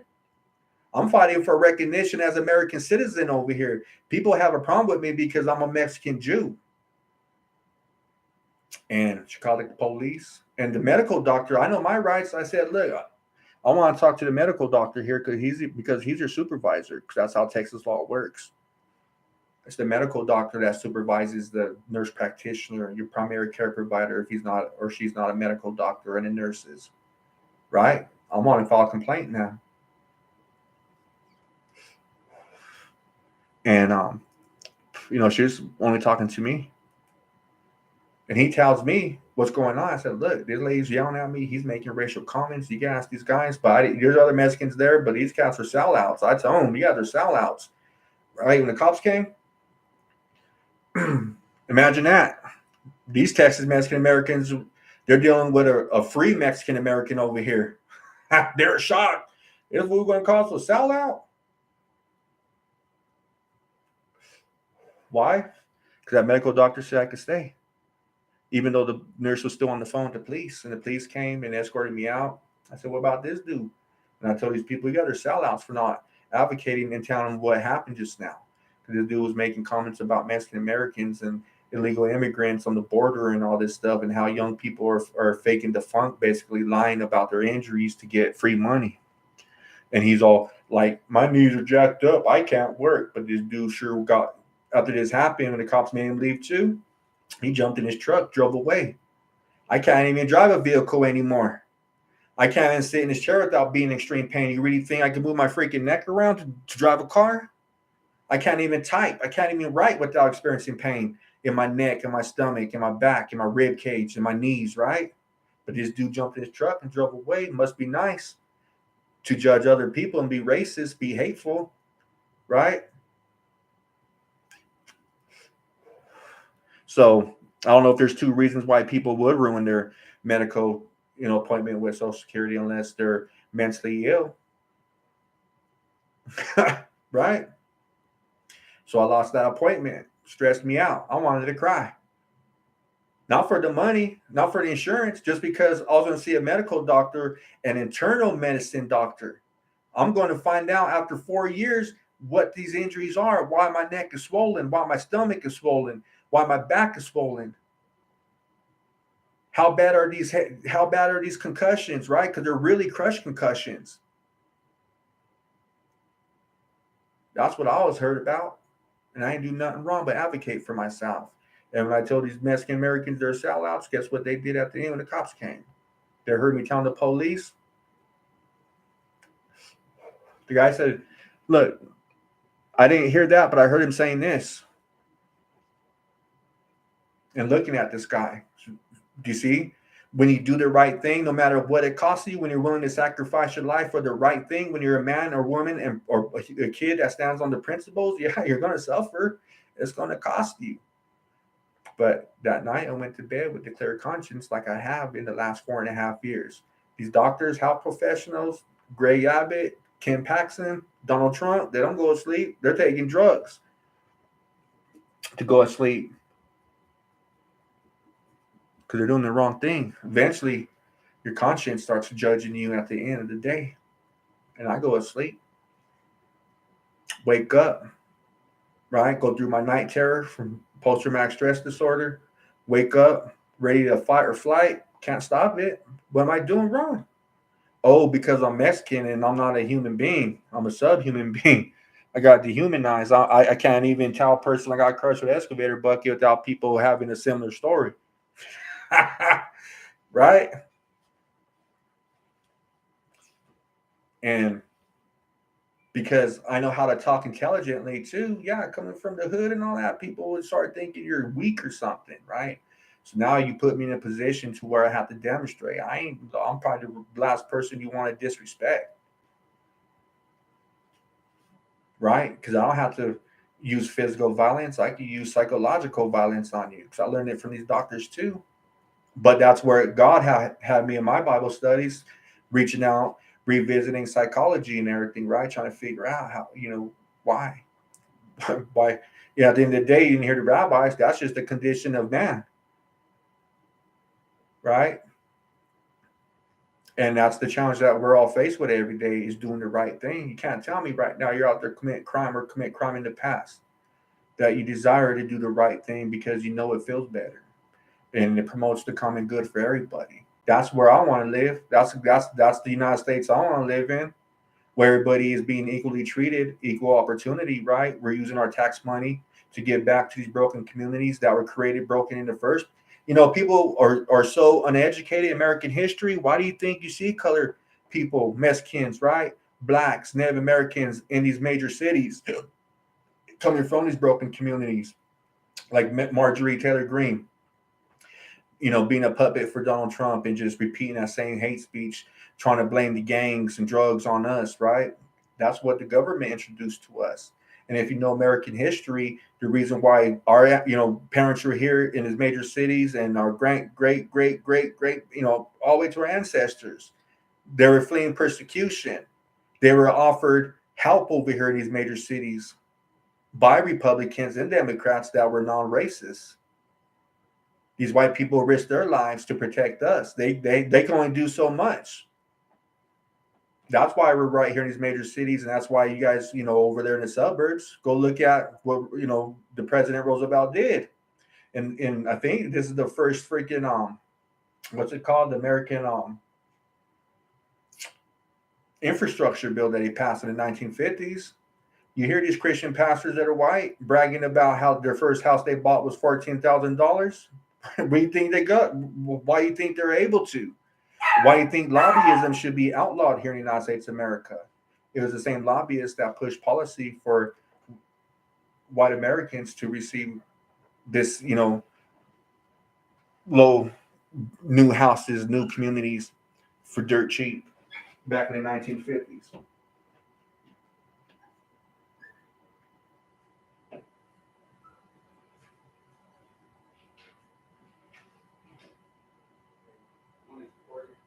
I didn't count on this recording this whole time you've been gone.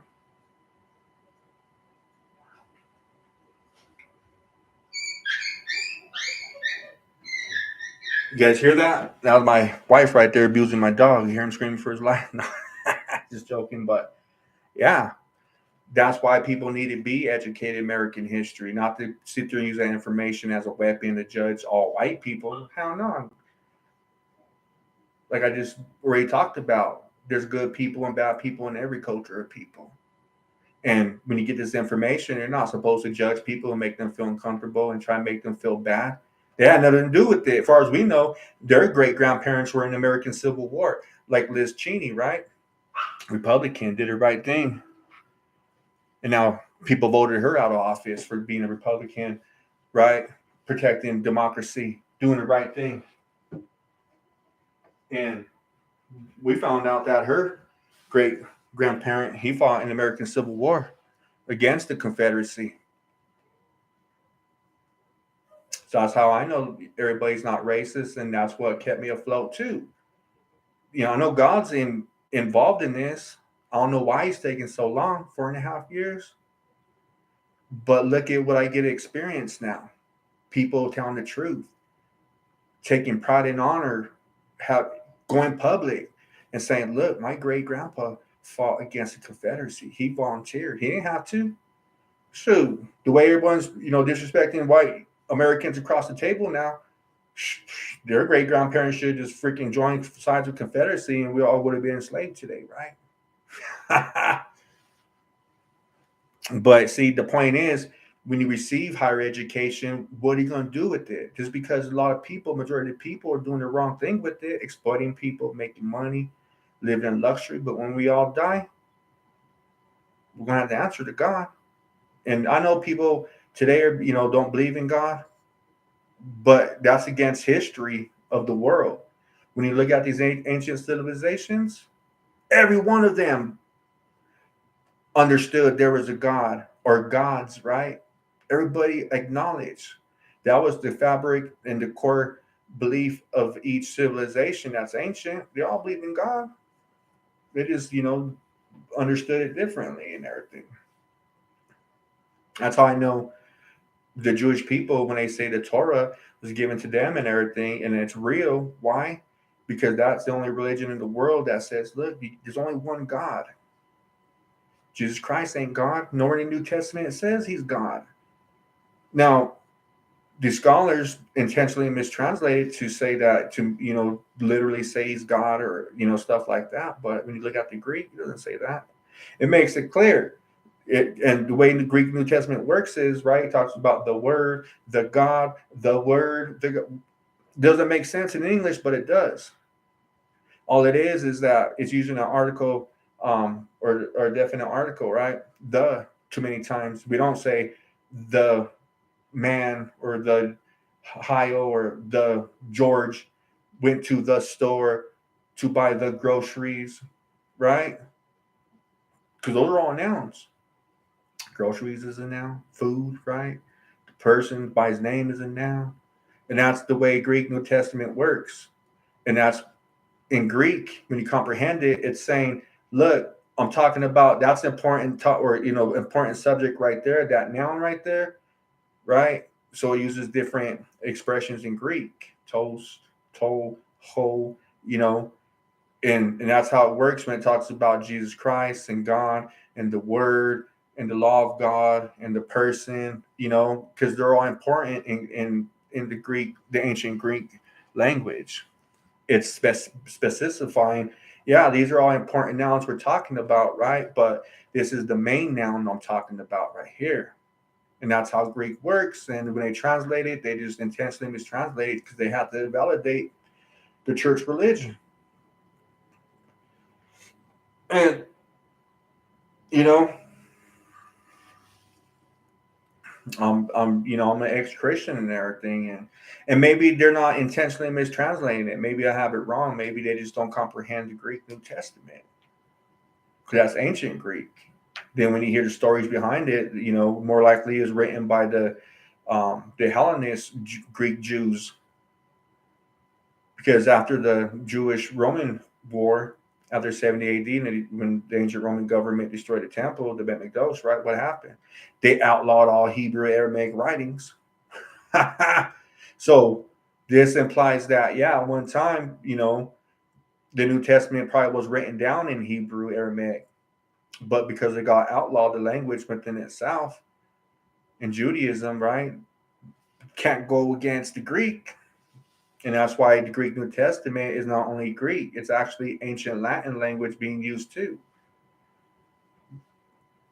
So, but what do you do with it? Do you judge people and make them, or do you just tell the truth, right? Yeah, you got to use wisdom. We're all going to be held accountable, right? With God. And that's why God is real. People in the church, unfortunately, it's sad to see that they just believe God is real. They believe Jesus Christ is real. That's a sad state to live in, to believe all the time, right? Why can't you understand God? Why can't you have education to prove God is real and Jesus Christ is real, right? But it takes all this information to talk about how in Amarillo, Texas, American workers are being dehumanized. These are crimes against humanity. When you look at my story, that's why, it seems like the whole system's rigged. And it seems like my personal story and advocating for other people that are afraid of their life, right? Um, don't want to speak out, and maybe they can't. Just like me, mine's a horrible freaking experience. These are crimes against humanity that happened to me. That's still happening to me in Amarillo, Texas, and that's why I said it seems like the system is rigged. Where's the news agencies? Well, you think I'm that stupid not to contact the freaking local news station or other news stations in Texas or across America? I've already done that. I reached over it to. I already contacted over eight. I just contacted a law firm this earlier today. Um, and I've reached out to 88, over 80 law firms and attorneys here in Texas and across America.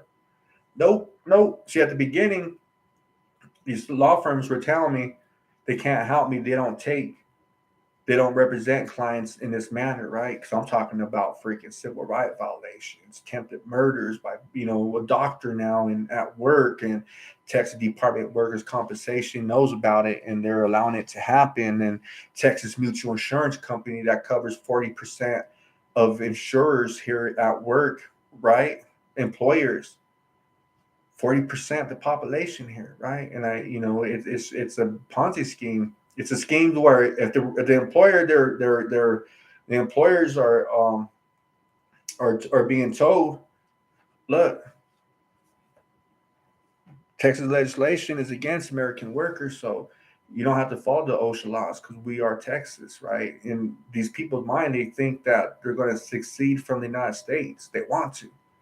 And that's what people need to start paying attention to here in Texas and these other southern states. But the heart of it is right here in Texas. It's one of the top 10 economies in the world. But what they don't understand is if they let's say that, if they succeeded from the United States, you really think they're going to be allowed by other countries to govern their South? Hell no. You're going to see a bunch of Americans saying, look, we take over that state. We can own that state for ourselves. So you're going to see a bunch of union people, right? In the army, military, private civilians, white, black, Mexican, Asian, everybody, right? Jew, Greek, Roman, Muslim, everybody marching over here to Texas, take it over, right? And kind of fulfill that ideology, that dream back where Pancho Villa had, right? To come over here, we take Texas, and he had a lot of black Americans in his military that volunteered because they're over here in the old Mexico. This is all old Mexico, all the way up to like 1920s and stuff. But they were Native Americans, whites, with the Mexican part of Pancho Villa. That's why they villainized Pancho Villa so much. This dude was like the Mexican Robin Hood, stealing from the rich, giving back to the poor. And their plan was to retake Texas and give land for the natives, for the blacks, for the whites, for the Asians, for everybody that was. And the historian, the Mexican historians say that his military, they call themselves the All People's Military or something like that. If I remember right, all people. You see what he was actually doing, and that's always misrepresented, like he was a villain. And that's what would happen if Texas succeeded, because these people have what they call a sickness. The sickness is called fool's gold. They're so intoxicated by the wealth that they have, they think they got freaking the balls to succeed for the United States government, and they're going to govern themselves and defend themselves against anybody. You guys are crazy, and that's why they're crazy enough to commit these crimes against me and other people here in Amarillo, Texas. Why? Because they're in control of the law. They're doing it like this is common. I wonder how many people died out here so far. I could have been one of them. So this is, my story. It's time for me to go. If you're watching, if you're viewing, thank you. It's helping me to deal with the stress. I've been stressed out since my other video. Just, I'm going crazy at times. What do is that wrong? No, listen to my story. This is real. And I'm using this story to promote the common good, to inform other American workers. Hey, pay attention to who you're around with at work. These cats that you call friends and laughing and all joking and all this stuff. God forbid you get in a situation where you get injured, or even if you get killed, these cats are going to falsify statements to say You caused your own work accident, so your family would get minimized financial monetary compensation for the loss of life, of your life at work, right? Or they won't get nothing, right? Because everybody's caught up in the hype. They're like, yeah, this person caught his own work accident, he's dead. We're not getting them nothing. What are you gonna do? When it's a government that's against you, I'm not saying all the United States government is against me. I'm just saying Texas. But I'm also observing the similarities of behavior being treated to other American workers in these southern states. I won't vote here in Texas because I'm living in fear. Like, listen to my story. If I vote, who's to tell me after what I experienced and still experiencing today, up to today, currently experiencing all this subhuman mistreatment, right? If I go out there and vote, these cats could arrest me, lock me up again, no representation, right? And then what? Murder me? I don't know. Who knows? Send me to Mexico. I've never been in Mexico. Imagine me down there, can't even speak Spanish. Being crippled, right? See me coming back across the border, drowning in the river over there, right? The Rio Grande. Got a crippled dude. Trying to come back to his homeland here in the United States of America, right? Trying to hop over a fence. It's all crippled and stuff. You know, crippled swimming across the Grand River. Imagine that. But look at what's happening. And I'm using this to also help me talk again because of brain injuries. Imagine that. But that's how I know God is involved. I don't care if you believe in God or not, but as long as you don't harm people in creation, right? People are abusing animals. If you're not doing any of that stuff, then man, advocate for people that are being mistreated. Because when you don't, when it's unchecked, then it happens to you, and then before we know it, we ain't got no rights.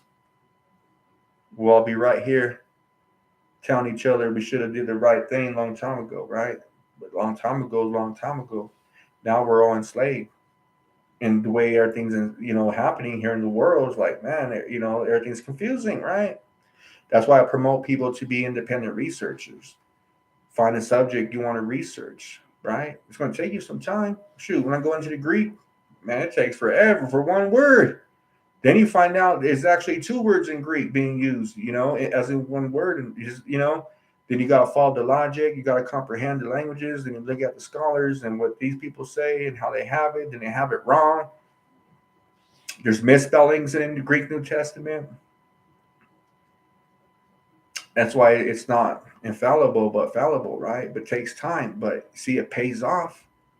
Look at me, 4.5 years waiting for this opportunity to go on social media. So kudos to everybody that goes publicly on the news, on social media platforms, right? Because what you're really doing, you're sharing yourself with people, strangers, people that like you or will dislike you, that will say good things or bad things. And since we're all narcissistical minds over here, right? We want to hear, we want everyone to listen to our voice, but we don't want to listen to anybody else's voice. So when you come on social media, what you're actually doing, you're sharing yourself with us. So you might want to rethink, even though it's true, should I use adjectives to dehumanize people, make fun of people, right? Whether it's true or not, am I willing to be that person that's going to sell myself out by disrespecting people just to have viewers, to try to make some kind of monetary, fun, make monetaries off of YouTube or social media? Or is that what your original intention was? And then after all this confusion, you lost sight of that dream just to share yourself, just to have a voice. That's what I'm doing this for. I have a voice now, whether people agree or disagree, whether people are watching my videos or not. All I can keep doing is keep knocking on the door, right? Eventually, someone's going to pay attention. And eventually, I'll get my medical treatment. I'll get my compensation, if it's monetary or not, right? I'll be able to help push policy that's going to protect American workers here in the United States of America. Starting off, this is why we need universal health care in the United States of America. Look at me, 4.5 years later, still being discriminated, right? Being exploited because of my brain injuries, going to these clinics. Doctors tell me they can't treat me because they don't have my medical file. And then the hospitals, they're telling me the hospitals won't send them a medical file. They're only doing this because as American people, we're allowing these people to get away with it because they're the ones causing this mass confusion to take away all of our rights. And that's the Republicans. So today, if you're still wanting to support Republicans, how? Look at you guys just voted in George Santos over there. That dude lied about everything he talked about you guys in public. The policy is going to push who he is, his education, where he worked, the money, bam, bam, bam, bam, bam. Right? But hey, only a fool believes in what people say. A person with wisdom researches what people say, right? And then they get that information and they do the right thing with that information because they use wisdom to relay a message to the mass population. But kudos, congratulations to everybody that's on social media, sharing yourself with us. Maybe you never thought about it this way. Maybe you're watching this video and you're hearing what I'm saying. Yeah, look, you're actually breaking these mental barriers. You're sharing yourself with us. And it takes a lot of guts, a lot of balls to talk what you think, right? What your opinion and why does your opinion matter, right? And why does the viewer's opinion matter too? God bless everybody.